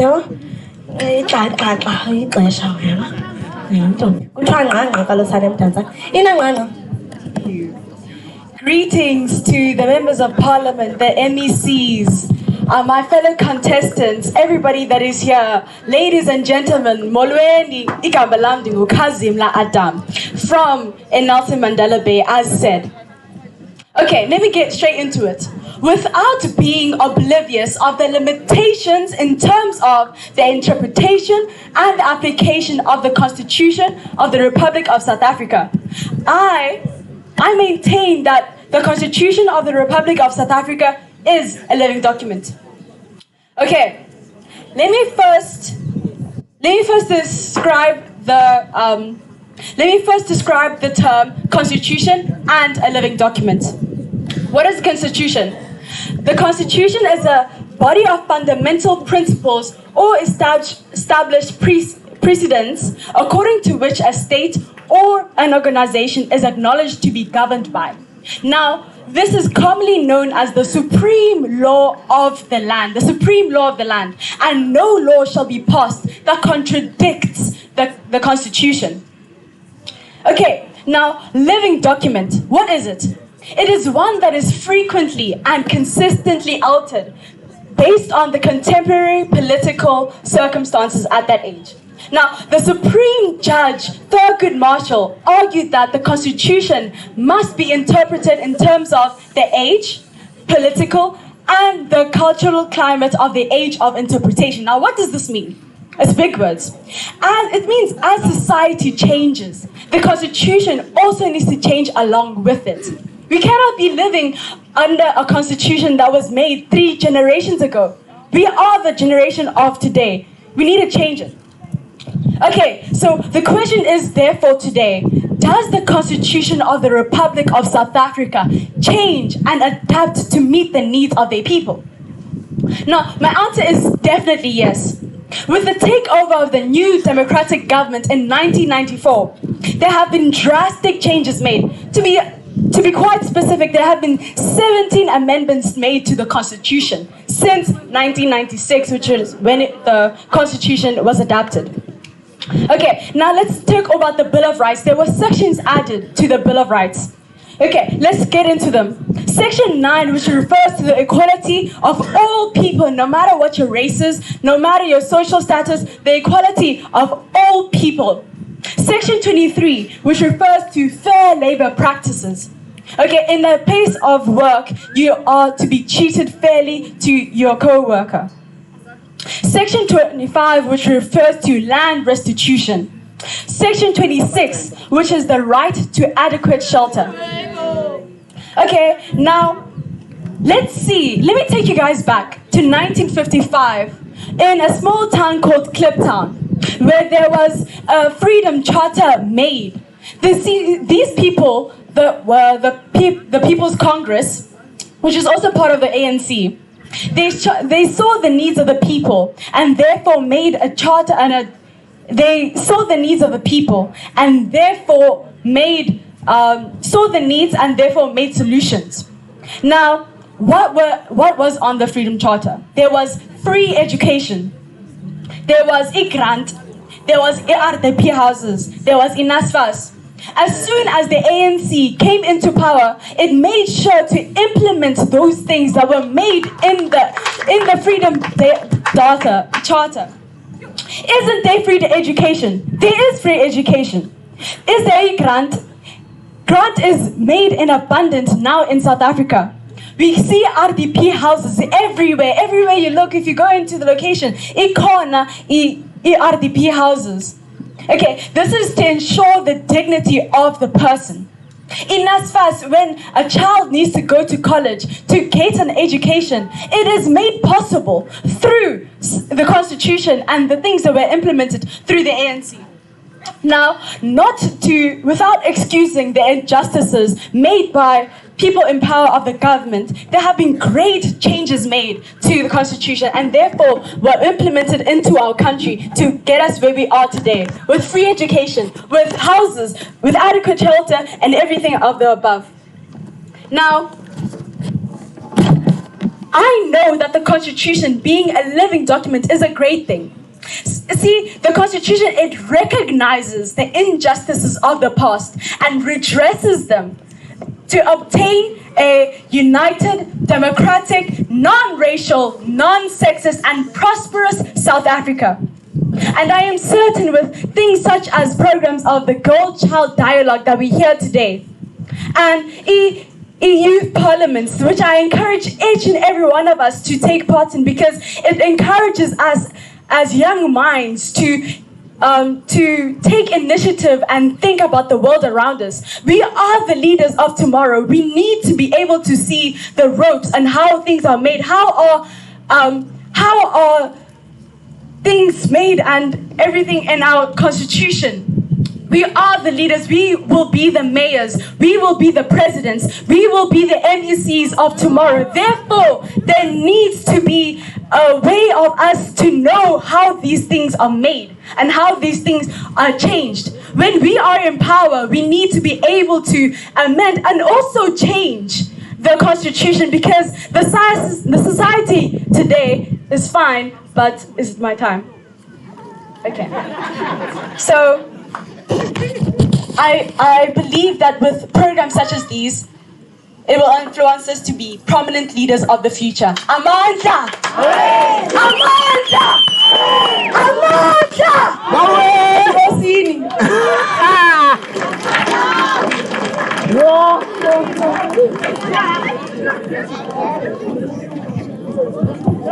Hi Kazimla. Mwalama. Oh, what is unique about South Africa's constitution? See, what is unique is that it was adopted really 26 years ago was when the constitution, the new constitution, was adopted. And the quick rate at which the changes were implemented in such a rapid pace, where there has been change, we can see the change that has been that was wanted 26 years ago. We can see it in reality. It has taken place. We can see it. The dreams that were then dreams are now realities. Do you understand? So therefore, the Constitution being a living document is a great thing. Do you understand? Because it shows Bangaba. This shows that there is a change, and yes, it might not happen overnight, but one day your children will thank you very much. Thank you very much.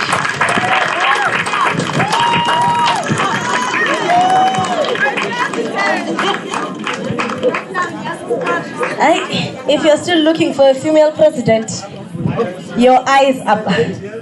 Misty. Says a female president too. Our next contestant is Msana Alubonile, a grade 11 student in Dabankulu Senior Secondary School. That is the Amatola region, and her topic is the Constitution of the Republic of South Africa a living document?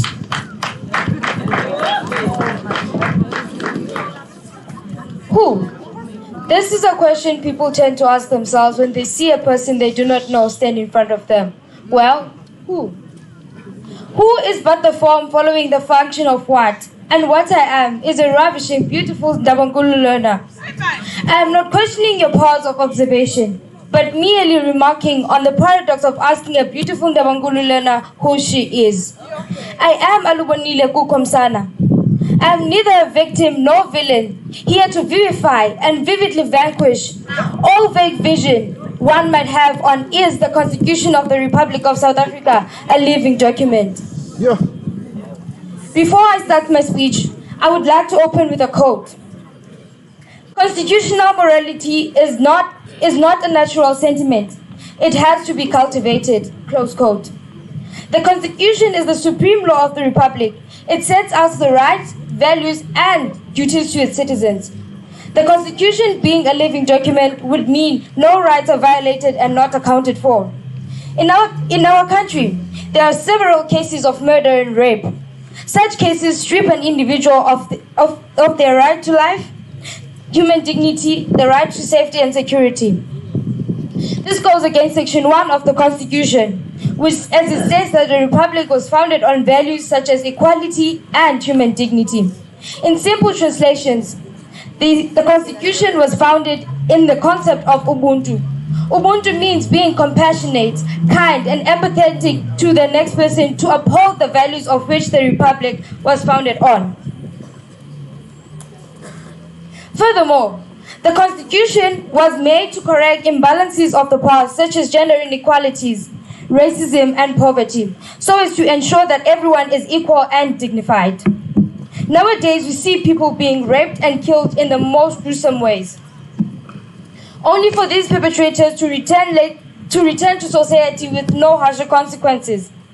According to Lester Clowett and National Institute for Crime Prevention and Reintegration of Offenders, about 87% of these perpetrators return to jail for the same wrongdoing. The Constitution is clearly not a living document. Even though it is capable of amendment, it is just not effective. Firstly, the Constitution in Section 2 rubber stamps the supremacy of the Constitution, yet nothing is done to make sure that its supremacy is well known and is fully effective, because there are continuous repetitions of the same acts on a daily basis. The justice system of our country, the justice system of our country is more a corrective justice system than being a punitive justice system.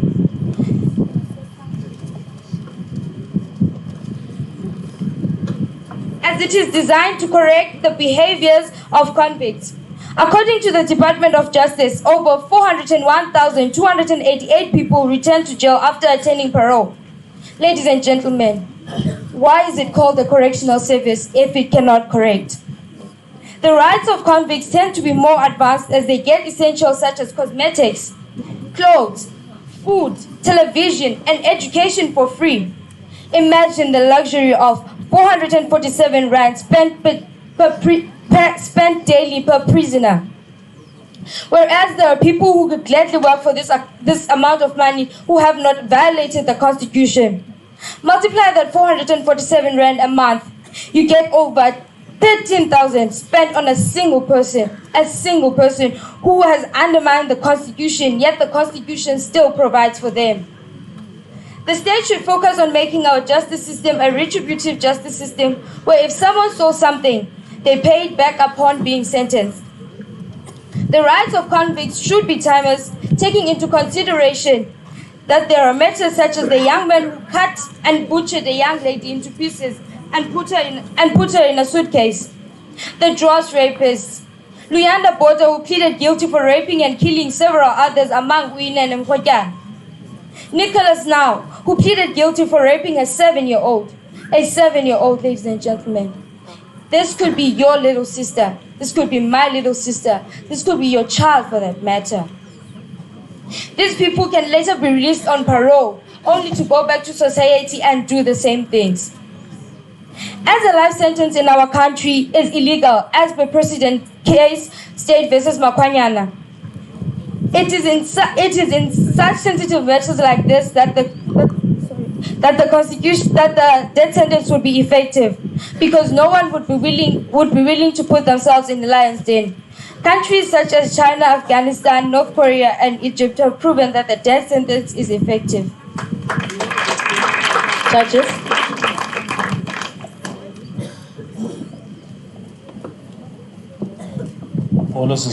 Hello. I'm good, thanks, and yourself? Yeah, our question to you is that what are the 5 pillars of the South African Constitution? Sorry? What are the 5 pillars of the South African Constitution?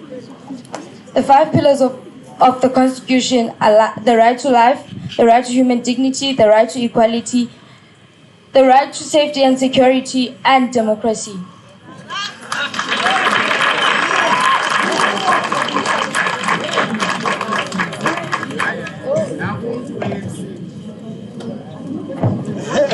Ingathi iqabane nganye liyazichuzela. Omnye mayezothi nihamba nalo. Hey, the next contestant is Masiko Yamkela from Fort Malan Senior Secondary School in Willowvale, Amatole. Does South Africa stand a chance to have a female president? Hi, Amatole Zagad. But then I'm your judge. Otherwise. Once women said, power is women, women are power. With that being said, I greet you all in the powerful name of women. I go by the name Yamkela Masiko, a grade 11 learner at Fort Malan Senior Secondary School in Willowvale. I will be addressing you under a topic which says, does South Africa stand a chance to have a female president? Yes, South Africa does stand a chance to have a female president. Looking at the overall Southern African history, women have always been a strong source of power. They have shown an unrateable courage and bravery. To mention few, Princess Mgabai Gajama and Queen Labutibeni of Swaziland. Princess Mgabai Gajama is a heroine who brought stability in the Zulu kingdom. She was founder and the head of the Abekulusi military. She was also known for advising 4 monarchs of the kingdom. Today, the Zulu kingdom is as strong as it is because of an impact a female had on it. Queen Labutibeni of Eswazini was known for her courage whilst the Anglo-Swazi wars. She is a living ideal, illustrating that a woman can also lead in a state or a monarch. She led the kingdom of Eswazini for 2 decades and 2 years. These 2 women are the example that a woman that is determined to leave a mark where she stands and make a change, nothing will come in her way. How can I speak of powerful women without mentioning the women of 1956, our heroines, the ones who petitioned against the apartheid government for the oppressing rules to be abolished? These heroines marched in thousands to seek the state president, P.W. Botha. This shows that women have always been a strong source of our struggle. The ANC Women's League played a significant role in fight for freedom, justice, and the liberation of the Freedom Charter. According to the South African Freedom Charter, we have the key subsections which are as follows. All people shall govern, all shall be equal before the law, all shall enjoy human rights. Now these really support that all genders can run for the presidency. Most of the South African parties have women's associations. If you look at ANC separately, it has a women's league where women present themselves to big positions. Like Premier of KwaZulu-Natal is a female who was elected by women themselves coming from the Women's League of the ANC. Nkosazana Dlamini Zuma is the Minister, Cooperative, Governance and Traditional Affairs of South Africa, which means she could also run for the presidency. Although the male brain is 10% larger than the female brain, it does not impact intelligence. While science has proved that women performed better than men in inductive reasoning, keeping track of tasks, and in some areas of numerical reasoning, those are the qualities we could look for in a president.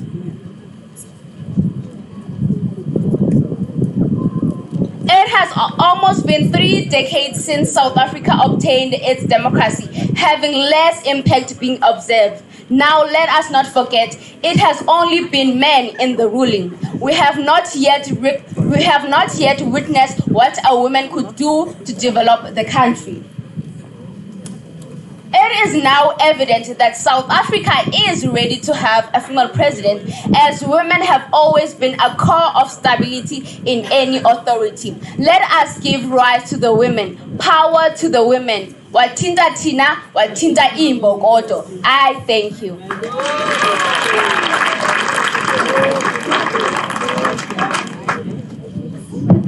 Hi, sister. Hi. John. Yeah, if the ANC could deploy you as the first female president in South Africa, what changes would you bring to the country? I would first grow the infrastructure, increase the high rate. I would increase the rate of employment to a much higher rate. I would also create an organization that would empower women to build their confidence and be the voice that builds in the country. I thank you.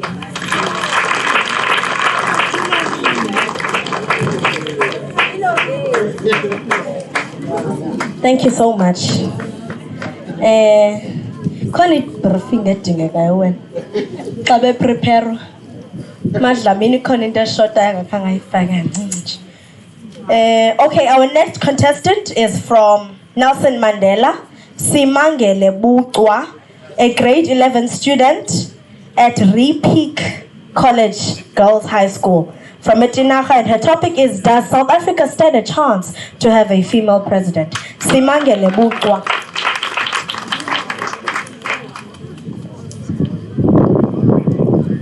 She has digital cue cards. Hello.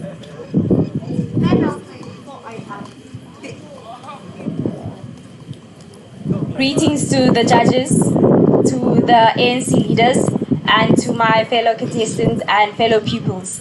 Lume apha nguSimanyene Butwa from the Nelson Mandela Bay at Tinaga, and I attend Ribe College Girls High School.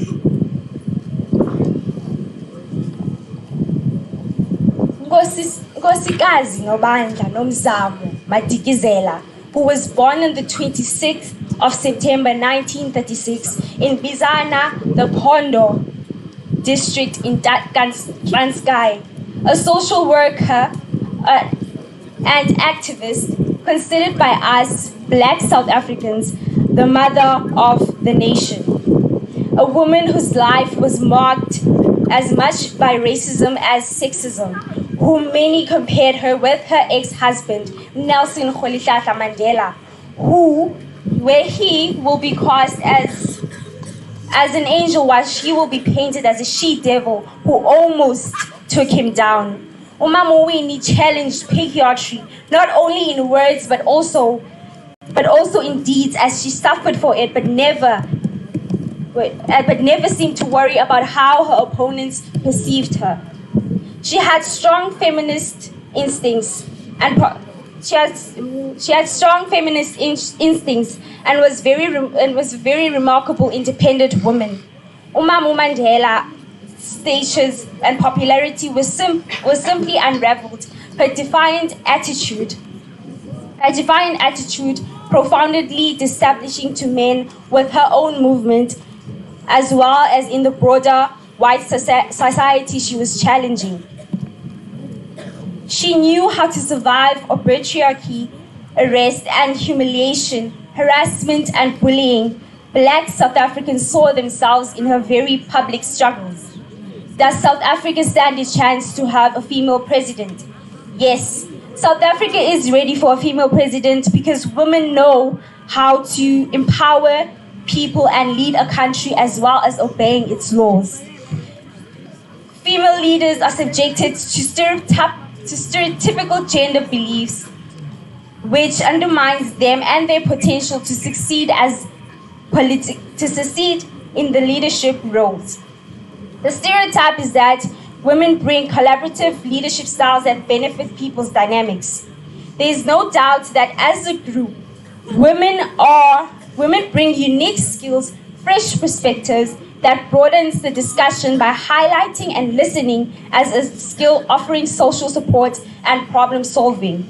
This dismantling patriarchy limits women's opportunity for advancement.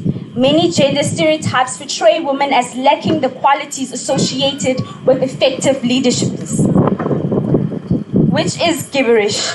Women were able to lead in the past and organize successful marches like the Women's March, which was led by Lillian Goyi, Sophia Williams-De Bruyn, Helen Joseph, and Rahima Musa.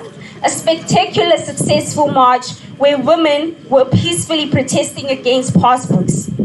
And the fact that they stood up for themselves, something men couldn't do back in the days, and decided that they had enough of being controlled, and showed how women can lead and think by themselves. Throughout history, women had been pushed to the sidelines whenever it came to politics, under the words that a man has it and a woman doesn't, which is nonsense. Behind every successful man is a great woman. Men can't lead without having to consult a female on how to solve their problem. Men can't make a decision without a female advising them on how to attack a situation. Men always seem to overshadow women. Our past female leaders are the exact example that females can lead. There are a lot of female leaders in South Africa, but the problem is they only allow them, if I may say, to be leaders to a certain extent. Yes, we have female mayors, chairpersons, but that is as far as it goes. What about a female president? I repeat, South Africa does stand a chance to have a female president, but that can only be possible if we give women a chance to impress us. Thank you.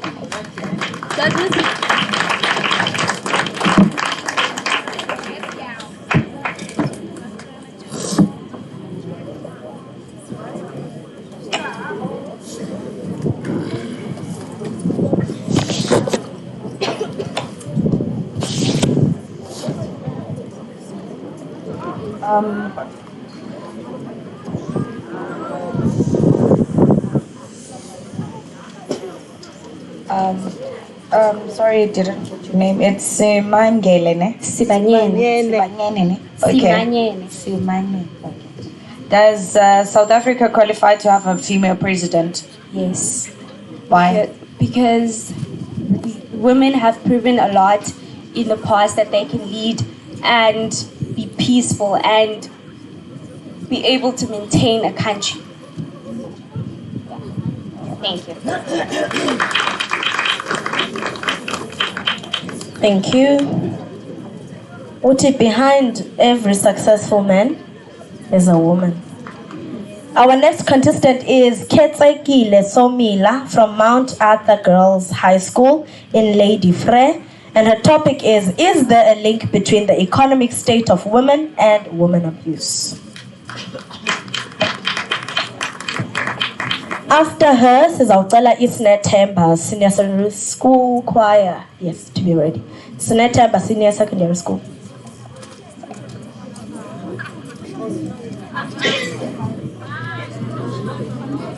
Arise and shine, girl child. Sorry, Sister. Guys, asikwazi ukuva ingxolo yenu abemveni kwethu. Adjudicators, you are highly recognized. Ladies and gentlemen, I greet you all with great pleasure. Standing right before you goes by the identity of Ketsekile Somila, and I am a grade 11 learner from Mount Arthur Girls High School located in Lady Frey. I am going to deliver for you today a presentation that is going to change your life in a good way. Well, it is such an honor to have the opportunity to address such a distinguished audience. Well, the topic question of my presentation states, is there a link between the economic state and women abuse? Studies have proven that there is a link between the economic state and women abuse. There are high levels of violence against women and girls associated to lower economic activities driven mainly by the significant drop of female employment. The physical, psychological, and emotional violence that women experience makes it more difficult for them to achieve or maintain a job. The main women's rights are the fundamental human rights which were drawn by the United Nations for every human being around the planet nearly 70 years ago. These rights state that everyone has the right to live free from violence, slavery, discrimination, to be educated, to own property, to earn a fair and equal wage. Well, like other human rights issues, women property rights are linked to discriminatory inheritance practices, agricultural gendered control over economic resources, and domestic violence or violence against women. We have the Bill of Rights in the Constitution of the Republic of South Africa, which were drawn in 1996 and labeled as Chapter 2 Bill of Rights. And I'll be dwelling much in the ninth heading in the Bill of Rights, which is the right to equality, which states that everyone is equal before the law and has the right to equal protection and benefit of the law. Turning back the hands of time, women were expected to remain subservient to their husbands and fathers. Their occupational choices were extremely limited. The middle and upper class women generally remained at home caring for their children and running their households. All the inequalities started in the ancient years. Women started believing that women started believing that they are less important than men because of the norms that were made by their forefathers. They saw nothing wrong about it because of the norms that were made by their parents. Women started believing that they cannot cope without men, so they ended up downgrading their capability of leadership. They allowed men to be the heads of the world as they were the heads of their households. Some men then took advantage of their leadership and chose to rule over women, including their bodies. They physically and emotionally harass women because they carry a "I am stronger than you" voice. Girls and women are living in fear because they are threatened by their brothers and husbands. The high rate of murdered women has cast a spotlight once again in SA's GPV, based on the prevalence rates of between 20% and 30% of women experiencing gender-based violence is linking in the economic effect of the certain violence, which is between 28.4 billion rands and 42.4 billion rands between the years 2012 and 2013. Judges?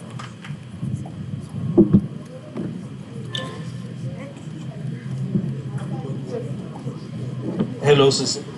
Hello, sir. Njani? Ndiyaphila khona kunjani? Ndiyaphila. Our question to you is that what economic factors contribute to gender-based violence? Pindel. Yes, sir. What are the economic factors that contributes to gender-based violence in our country? Okay. Okay. Can you please repeat the question? What economic factors contribute? What are the economic factors that contributes to gender-based violence in South Africa? The economic factors that contribute to gender-based violence is the loss of earnings in the economy, the loss of revenue, and the loss of tax, because the loss of tax are the potential effects of GBV on the economy. Thank you. Thank you so much. La kwaya Rebecca sitwa ready. Since ingekami apha ngaphambili so thatha umuntu wokugqibela while this is. We'll have Ulandu Aviwe from Fort Malan Senior Secondary School with a topic that says, does South Africa stand a chance to have a female president? Engekafiki. Ebethunana lo mnyadala live on Facebook and on a website at www.ournewsonline.co.za. Uyazazi bobukhe wayincomela ikamera khona masabafana nam. Thixa uyibona biyezo khawuleza ulungisa ukuhlala. Khawusijonge phamani. Go to Facebook, Our News Online, www.ournewsonline. Sikhona pha siyafumaneka sibahleke sinjeya. What makes people underestimate the power of women? Hear the phrase, "Wathinta abafazi, wathinta imbokodo." This is a phrase that was chanted by our African queens when they were marching towards the Union buildings in 1956 on the 9th of August. The phrase symbolizes the courage and the strength of African women. With that said, I greet you all in the powerful name of Abafazi. Right in front of you is Lando Aviwe from Fort Malan Senior Secondary School doing grade 11. I'll be addressing you all under the topic that says, does South Africa stand a chance to have a female president? Yes, South Africa does stand a chance to have a very first female president. In fact, South Africa is ready to have a very first female president. I mean, it is about time women get moving. Referring to our beautiful and inspirational history, it is said that women have always been a part of our country's struggle and movement to liberation. So, what makes them to not stand a chance and have a taste of their own fruits? Okay. The democracy that we have today is because of our very own tigresses who stood with bravery against all odds and fought against the oppressors' rules. I am talking about the unshakables, the indestructibles, Omamu Albertina Sisulu, Lillian Goy, Helen Jobs, Helen Joseph. And among those heroines, I'd love to mention Yasmin Duwade. She was a South African politician and a Deputy Secretary General. May her soul continue resting in peace. Their legacy still lives. Today we have women's wings such as ANC Women's Leg and veterans such as Nkosazana Dlamini Zuma. Obviously, a president has to meet certain requirements, such as being highly educated, have political experience, be loyal to your country, be honest, etc. Many women do meet these requirements, so they should stand a chance to presidency. Society has made it seem like presidency is for males. Leadership is not about physical strength. Leadership is about many more things of which women are capable of. Now, if we were to talk about physical strength, then please, let's talk about those women who were ill-treated between 1943 and 1954. Those women were randomly arrested just because they didn't have passes. They were sometimes beaten to pulp. They were arrested while they were heavily pregnant, mixed in a van full with men. Along the way, they'd have miscarriages, and men had to witness it all. All in all, they survived, even though their honor and dignity was tarnished. Now, are they not strong enough? Are they not worthy of being presidents? Do you still question their worth? Across the world, we do have countries that are being led by by female presidents. It is about time South Africa joins the list. For example, Singapore is being led by Helen Jacob. She started on the 14th of September 2017. She has been a president for 4 years and we're still counting. Her country is doing very wonderful. Now, those are just shots. Let's talk about the real deal. Let's talk about the perfect image of female power.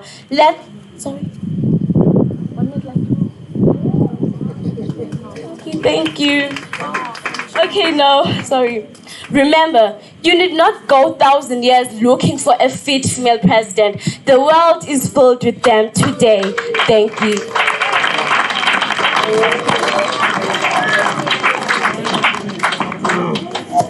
Hi, Baba. Will a female president make a difference when it comes to gender-based violence and inequality? Please repeat your question. Do you believe that a female president will make a difference when it comes to gender-based violence and equality? Yes, I do.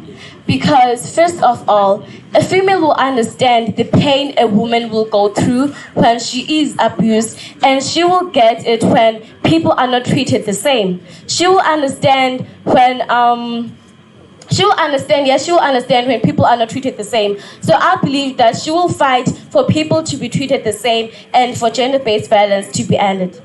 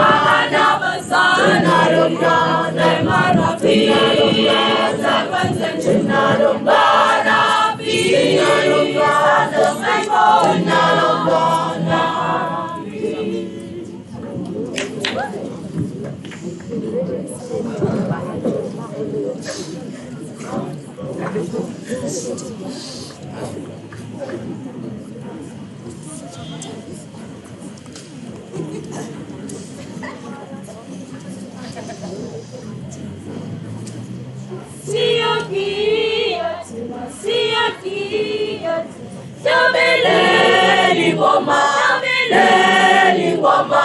shonale nale,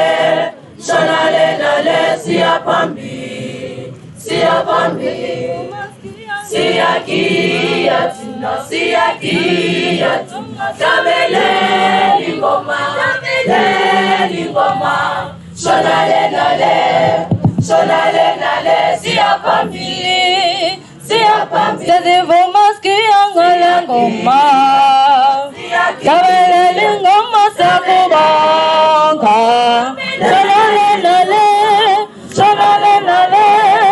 Shonale nale, siyapambili. Sezivuma skiyangala ngoma, tabeleli ngoma sakubonga.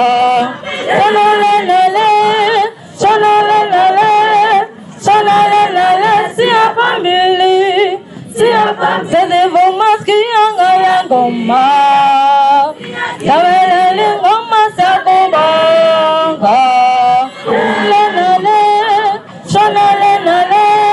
Shonale nale, siyapambili.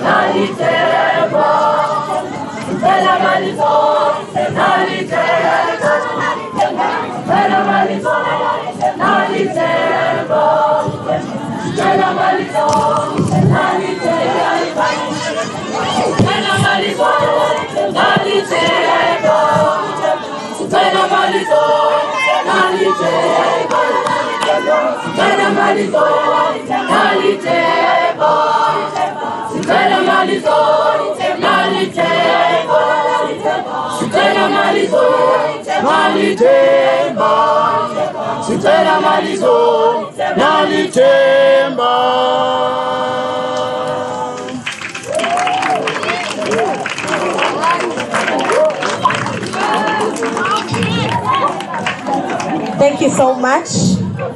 Yebethunana eyona nto kukho ikhwelo apha. Iikwaya zifuna uyeka xa zicula. Ithi loo nto anizimemi bantu baserhubusana iikwaya zenu. Nge-event eyi-1 sifuna ucula zonke iingoma. Memani iikwayara.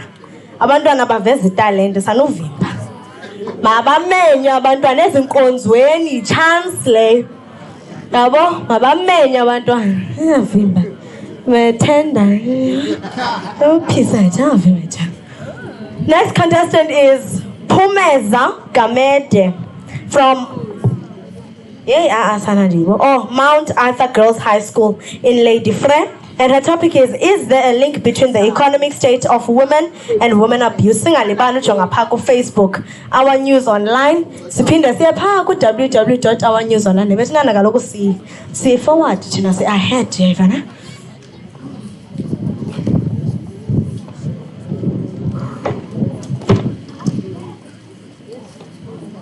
Your smiles is what makes a world a better place. Giving you information without an introduction will be like giving you bread without butter. Okay. By these words, I pass my warm greeting. I am Pumeza Gamede from Matatiel, attending at Mount Arthur Girls High School, and I'm here to present under a question topic that states, is there a link between the economic state and women abuse? Ladies and gentlemen, I want you to look at me. I am a female, and I'm made up of male pieces. If we look at Christianity, what we were made to believe is that male were created before females. I know some people are asking themselves what am I trying to say? All in all is that inside a woman, there is a male side. If we carefully have a look at the word female, we do have an element that is Fe, which is an ion, which means women are strong, unique, and in everything we do, we should have a woman's side to add the heat. And therefore, there is a link between an economic state and women abuse. If people are unemployed, there will be a high rate of criminals, high rise on human trafficking, where people will be sent to other places with the sense that they will be given job opportunities, not knowing that they are going to be treated like slaves or be used. We do have an example. A victim that was sold into human trafficking by a friend in Yeoville. Grilda Grootboom was tied in a room for 2 weeks and forced to work as a sex slave. When the economy is poor, so many people are unemployed, men and women are stressed, and they think drinking is the solution. We all know the consequences of drinking. The fight starts when men waste money on alcohol instead of at least buying food for their families or investing on it. But it's not always about using alcohol or drug substances. It's also about a person taking advantage of the power he has over another.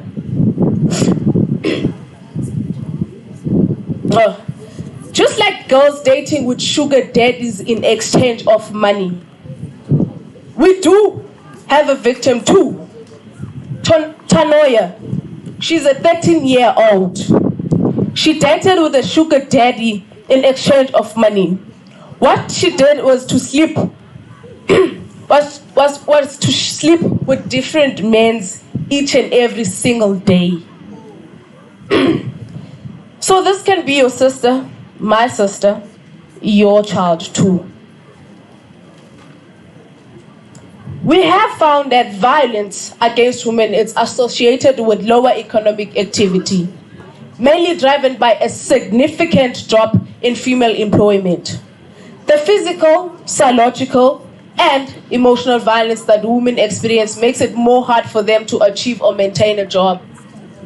Stopping violence against women is an indisputable moral imperative, but my research shows that it's economically important too. The economic cost of domestic violence are higher during downturns and could make recovery more challenging. Therefore, my country should take efforts now, strengthen laws, protections against domestic violence. Strong laws are critical to deter violence and promote women's participation in workplace. Is my time? Okay. Hi, Pumeza. Hi, ma'am. My question to you is that what are the consequences of gender-based violence in terms of the economy? The consequences of gender-based violence in terms of economic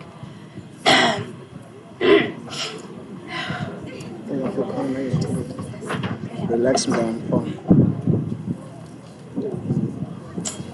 The consequences of gender-based violence in economic is that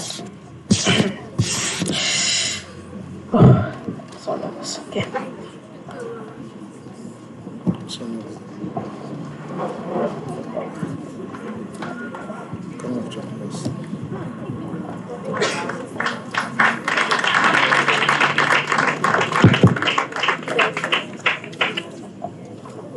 Thank you so much. The next contestant is Onako Yoba from Mount Arthur Girls High School in Lady Frere. And her topic is the Constitution of the Republic of South Africa a living document? Onako Yoba. Niyekile ngokukhoba ne? Hey sana. Masoko? Masoko? Masoko? Yivale. Princess why ungaqhwabi? Yenza kuwe ngoku. Masoko? Athi nani? Masiye sababini yasilibazisa. Masoko? Masoko? Yivale. Yeah.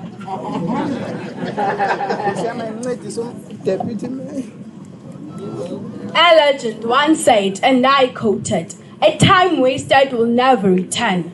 With all that said, I'd like to extend my warmest greetings to my honorable adjudicators, state officials, and my worthy opponents, and my dignified audience. Right in front of you goes by the identity of Onako Yoba.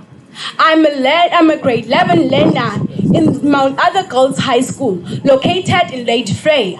I am here to present under a question topic that states, is the Constitution of South Africa a living document? I'll be stating the advantages, disadvantages, and I'll also be coming up with solutions. First of all, let me define for you what is the Constitution. A Constitution, it is the supreme law of the Republic of South Africa.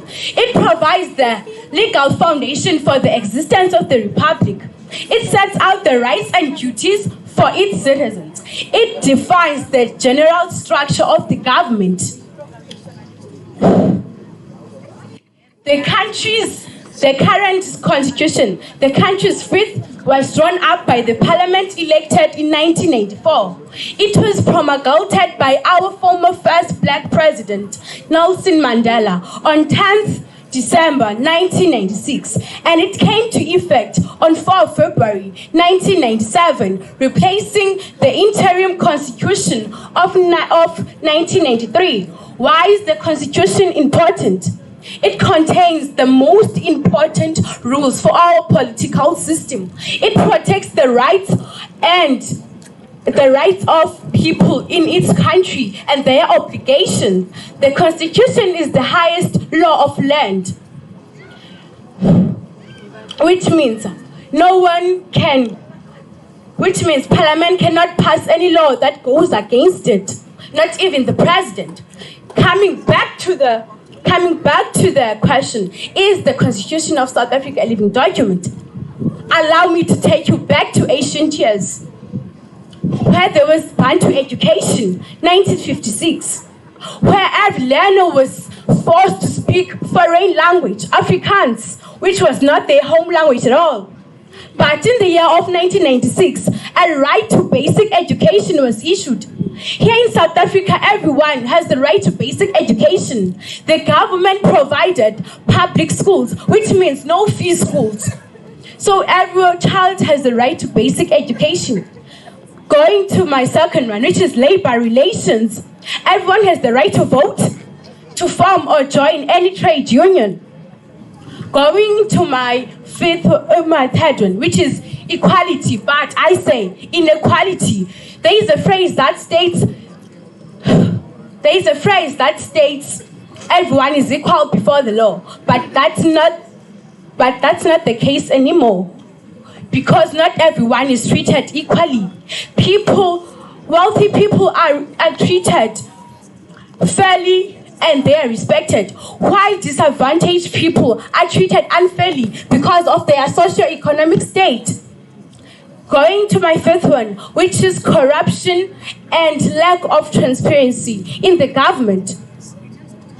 The law provides of criminal penalties for conviction of corruption officials. The government continued efforts to curb corruption, but there are some officials that are engaged in corruption.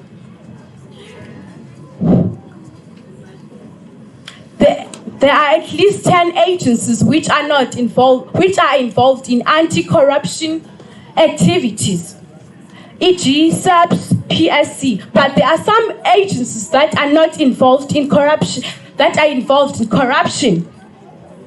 What I'm trying to say here is that in South Africa, there is served justice and unserved justice. Just take a look at the case of Senzo Meyiwa, which is 7 years down the line, but it's still not solved even today.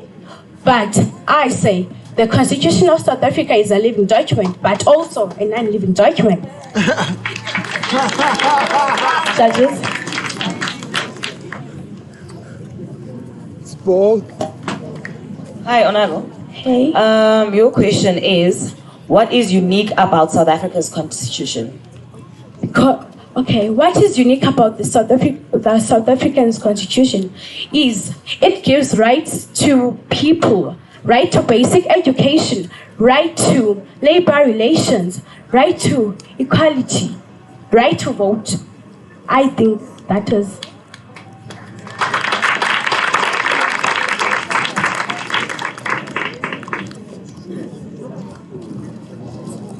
Contestants, do you remember our rules?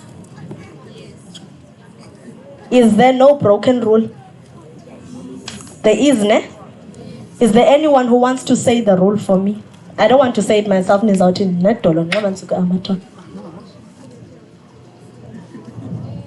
What is the broken rule? Do you remember it? No. There's a number of judges, it is copy marks, is beziyazi. Kuyabanda qhamisa. Hayi noba kuyabanda. Judges nazi copy marks ziyazi. There are rules that we set for the competition. Ndifuna tsho ngokwakhe ba inoba yeyiphi leyo phukileyo namhlanje. The rule that was broken today is that you can't be two-sided. You can agree and disagree at the same time. So you either agree or you do not agree. Thanks. I just wanted to outline that. The next contestant is Endinako Ncakumfana from Mount Arthur Girls High School in Lady Frey. And her topic is the Constitution of South Africa a living document? After her, the last contestant will be Milano Ka from Dabankulu Senior Secondary School. And her topic is, does South Africa stand a chance to have a female president? So, Kalango Endinako Ncakumfana.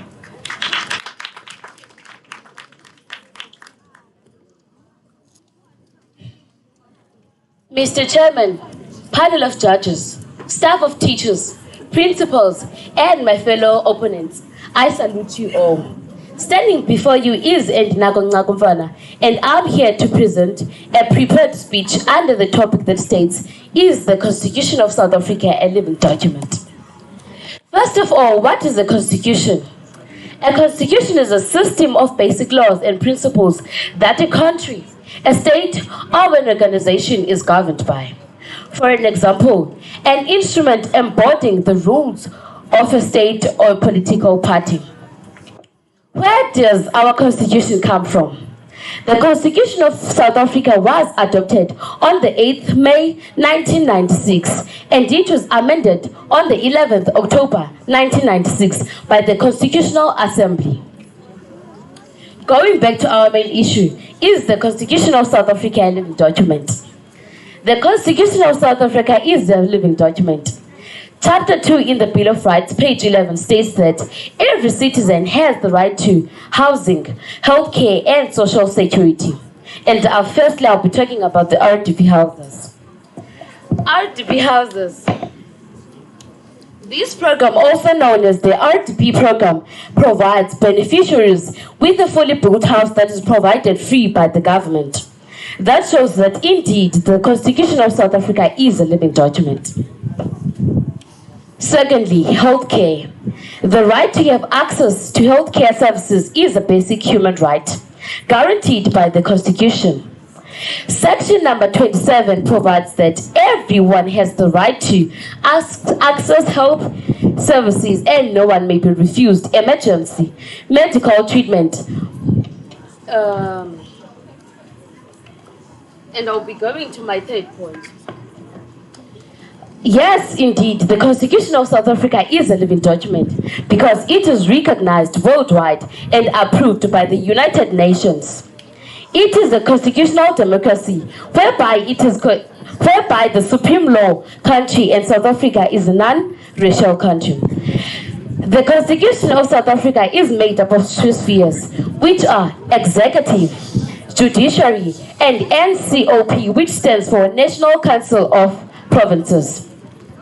The Constitution of South Africa allows every living organism to have rights. It is a multi-party democracy. As I conclude, I have decided that some changes need to be made to our Constitution, like dusting it off and putting it back to use like it was intended.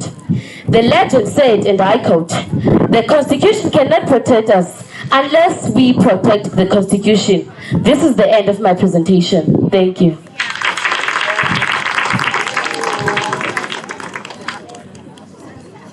Ndinago, right? Yes. A question for you today is that what is the purpose of the Constitution in South Africa? The purpose of the Constitution of South Africa is to make sure that every citizen in South Africa has a right. For an example, as I stated, the right to housing, healthcare, education, free education. Thank you.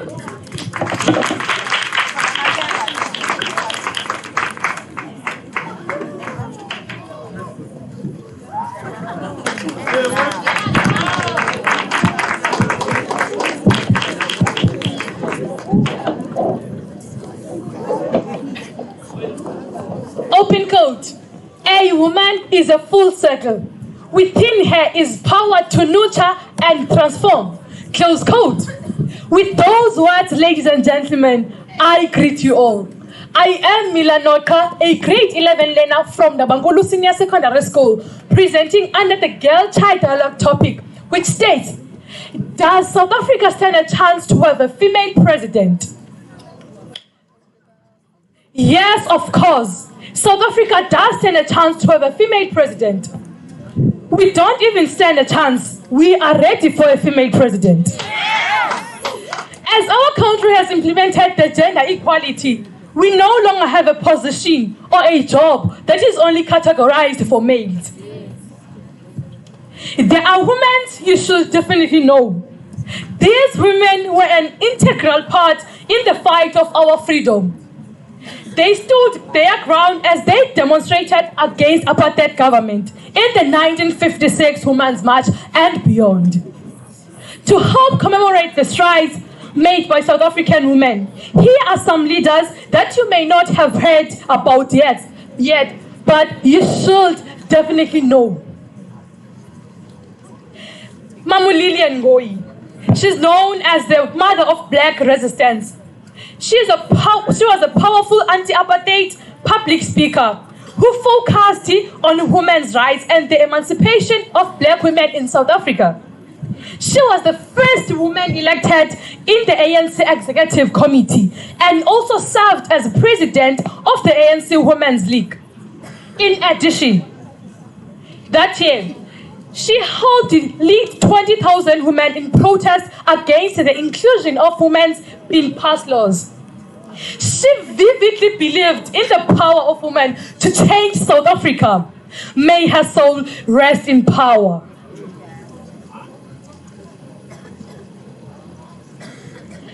Miriam Makeba championed HIV/AIDS awareness, drug abuse, and provided a home for abused and destitute girls. She believed that, open quote, girls are the future mothers of our society, and it is important that we focus on their well-being, close quote. Now moving on to Professor Thuli Madonsela. She was one of the public protector from 2009 to 2016 and is currently the Law Trust Chair, Social Justice Research at Stellenbosch University. As a lifelong activist, she has championed social justice, rule of law, and good governance. She was one of South African constitutional drafters and co-architect democracy, promotion and protection laws, such as promotion of equality. A symbol of justice can describe her as having had power that was only used for what was right and good. Professor Thuli Madonsela believes that, open quote, It is vital that every girl determines as early as possible who she is and what her contribution to humanity will be. Close quote. Women are great leaders because they are able to balance professional and personal leadership skills. Women and men in different phases of life, which leaves women lagging behind in terms of socio-economic opportunities.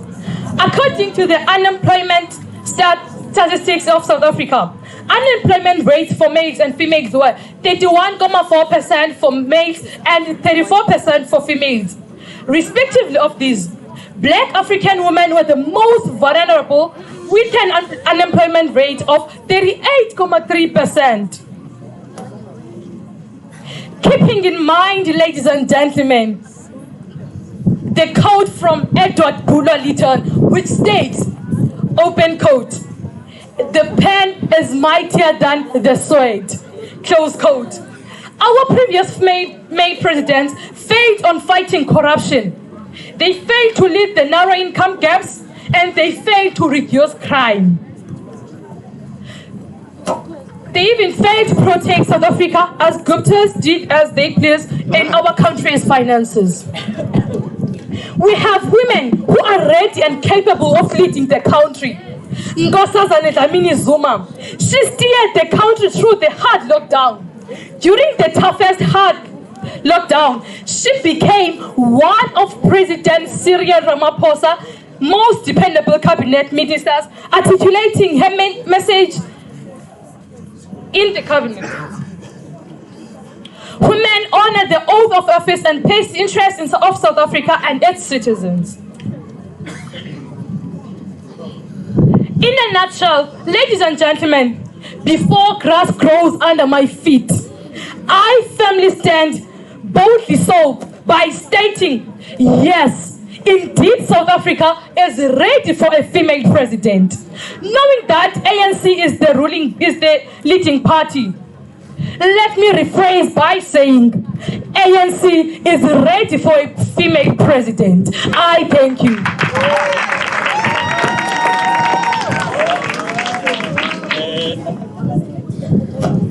Molo Mila. Malaputi. Njani.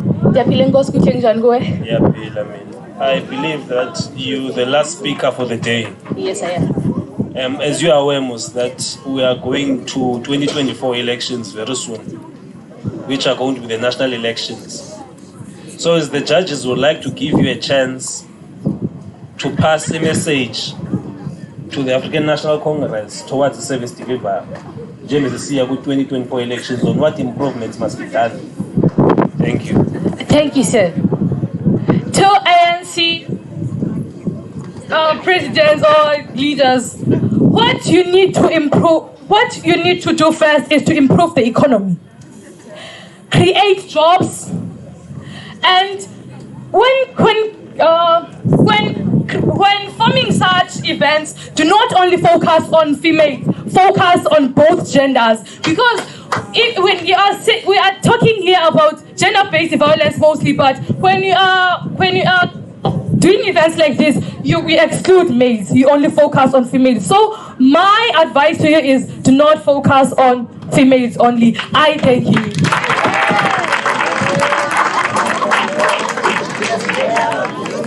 Thank you very much. So when we focus on both genders, Mila, competition. Well, okay, we're going to have a choir. Acting there. Zinintsi choir zalapha. I know sicela zinikwe chance. Please. Nakwezakho events. Okay, thank you so much everybody. That comes to the end of our presentation from contestants. We're just going to have some session with the choir. That also affords the judges a chance to summarize, results and to count scores and all of that. Ndizawucela MC abuyela athathe indawo yakhe. Inkosi kakhulu amandla. Wethu. Amandla.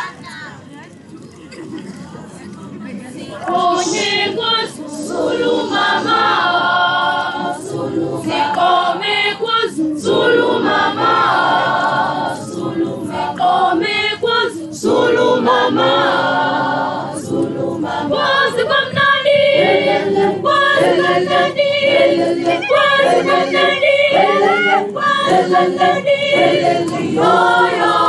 Zulu mama, Zulu mama, Zulu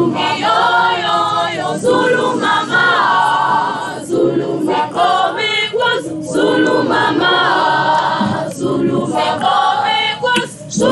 mama, Zulu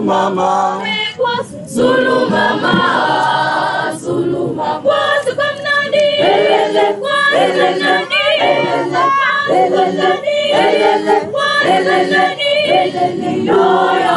Zulu mama, Zulu mama, Zulu mama, Zulu mama.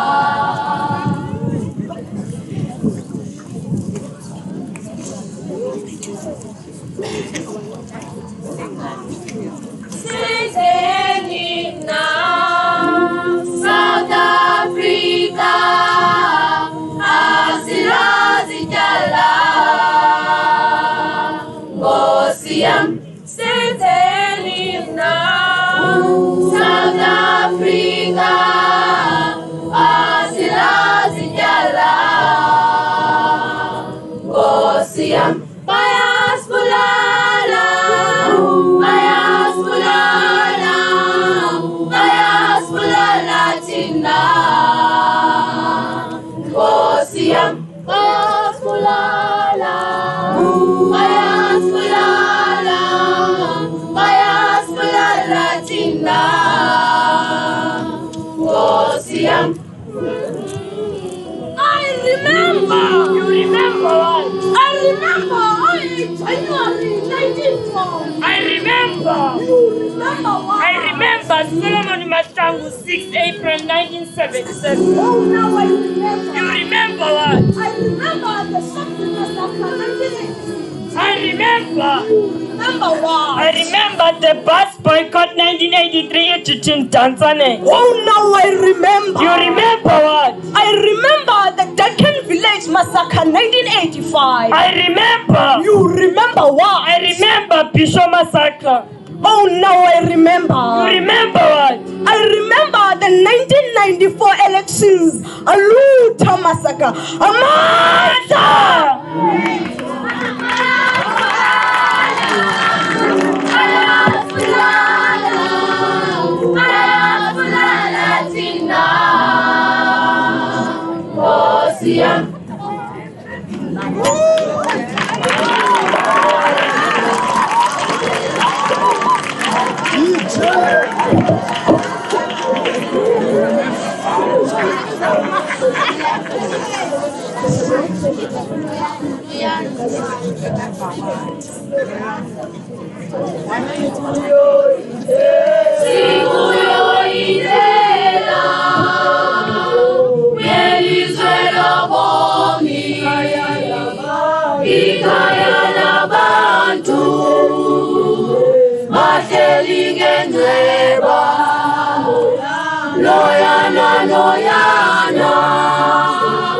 Noyana Pezulo,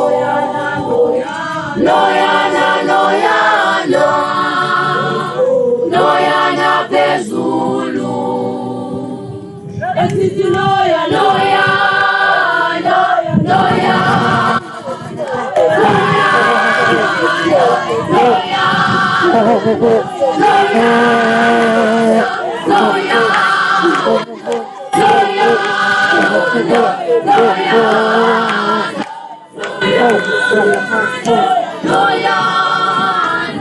Somebody say,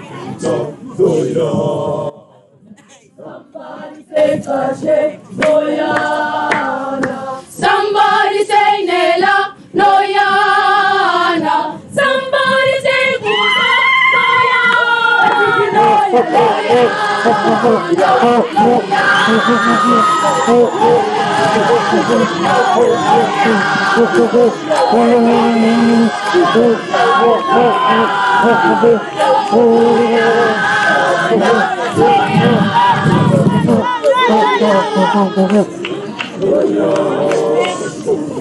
somebody say somebody say Nela, Noyana. Somebody say Guzo, Noyana.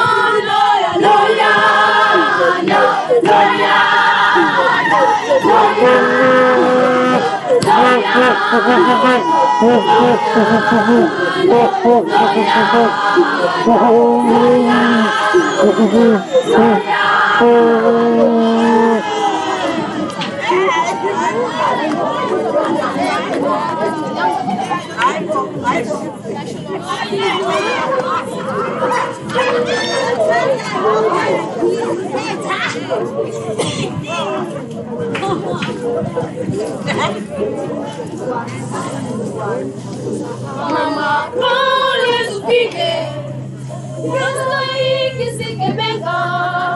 Mama, always speaking.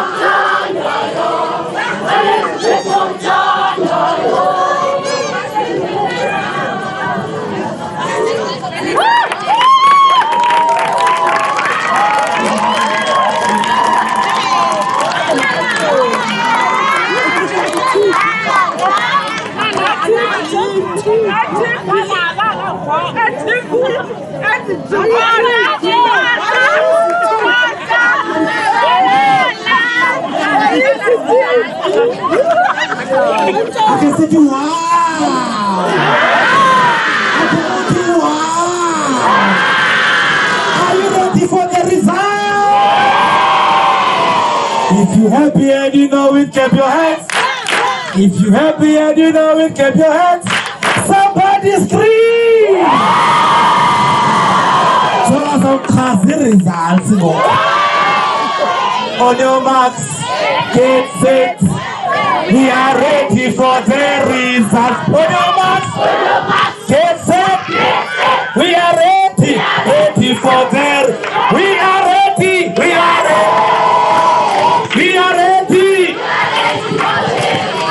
All right, ijaji zethu zadibana imicimbi ethile sikade nimizweni nini sikhuphe results. Marimba!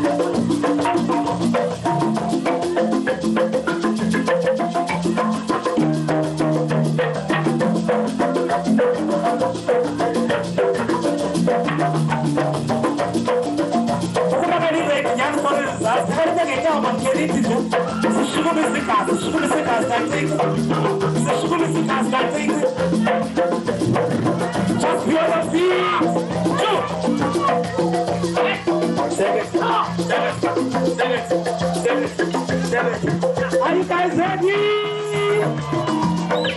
I am so excited. Are you guys excited?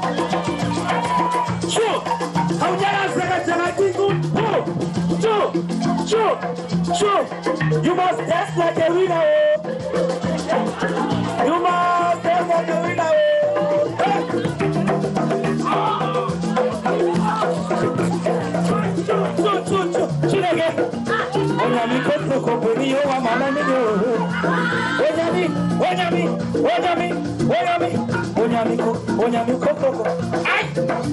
You must dance with us. Somebody scream. Are you guys ready? Alright, let's start again. Let us run quickly. Marima guys. I must not cover this hard, but they are doing an amazing job for us. Thank you so much, guys. Wow. Again, City. Wow. Simba bangazo zbini ke pa kuko bangani ko MC. Yes, the junior yake na senior yam. All right, so biz again of results. Ngiyacela ke bantwana besikolo ne. UKFC angasiphazamis. Nizamtshana uKFC. Njemanje nifoli lapha equini ne. Please keep quiet. Andifuna ukuthi ke beka isandla emlonyeni. Ngicela sithule sithi tu wonke umuntu. I-leadership yethu is on standby to hand over the prizes. Ngiyacela ke sibanike i-chance noko bade bame ngenyababele thina. All right. Siqala ke ngoku nge-region. Then to announce before we close, one of each judges zethu sizokwenza ke comment from the judges. One from the judges, they will discuss discuss bakubani comment. We just need a comment from them so that when you guys move from this debate, when you debate somewhere, so you need a comment from the judges so that nifunde indoba nilungisepi ninenze kaklepi netintini yakona mosne sayidinga mosland yakona singanuki price kabashiye funa siyaziba silungisapi sipolishapi sizantoni phina, so I judges zethu will be ready. Masiqale ke nge-region, region yethu ke ekhokhelwe Councillor Prince Fako, uchairperson Princess. Bethu nisilungu betheke siyathandazela. Ayiwa befama ninathandaza uqala. Futhi sikanibeka isandla. All right, sine top 10. Siyavana ne? Kule top 10 yethu abayi7 bazawufumana i-goodie bags. Kukho into eziphanga phakathi, zoba nebag ne enomcimbi phanga phakathi. Uzakwaziwa ngoku umcimbi phanga phakathi bayintoni. Then i3 sino number 3, sino number 2, sino number 1 apha kwi-region. Siyavana ne? All right, zawubiza ke igama mna lo muntu uzawuqala pha kwaba bayi7 bazafumana i-goodie bags. Then uzawuza ke usuke kwela cala uqondobe uwokhe uze ngapha. Siyavana ne? Then you greet inkokheli zethu up until uzowufumana ke iprice yakho. Yaqonda ne? Siyavana ne lona lesikole? All right, owokuqala ke phakula top 7 from ijudges zethu from Wongalethu High School. Inam Mdwekesha. Kali thobela izandla ibe ngathi anambona. Kali screen ibe ngathi niza kamnandi. Wongalethu has been represented. Congratulations. Umdwesi, the 6th person. Good job, 7. Are you guys ready? Yes. From Esinovuyo High School, Izalati Tambire, Lati Shambire. All of them. Izabetuna. Can you call me like a Namona? Can you call me like a Temple to KFC?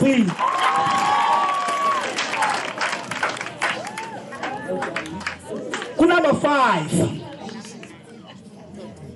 Untitled High School. Asenati Vumendlini is Antobi. I'm going to be Zanga said and yeah, but I'm going to now so get this foot to man again.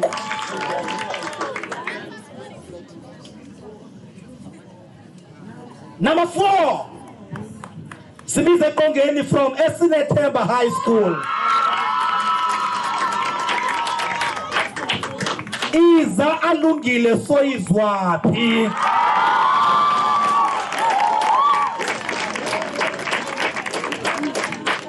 Ngicela kaloku siya host ayaqonda.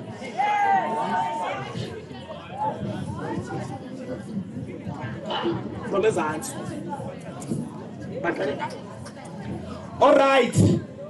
Number 5, Pagla top 7 yethu. Sekunya mosne.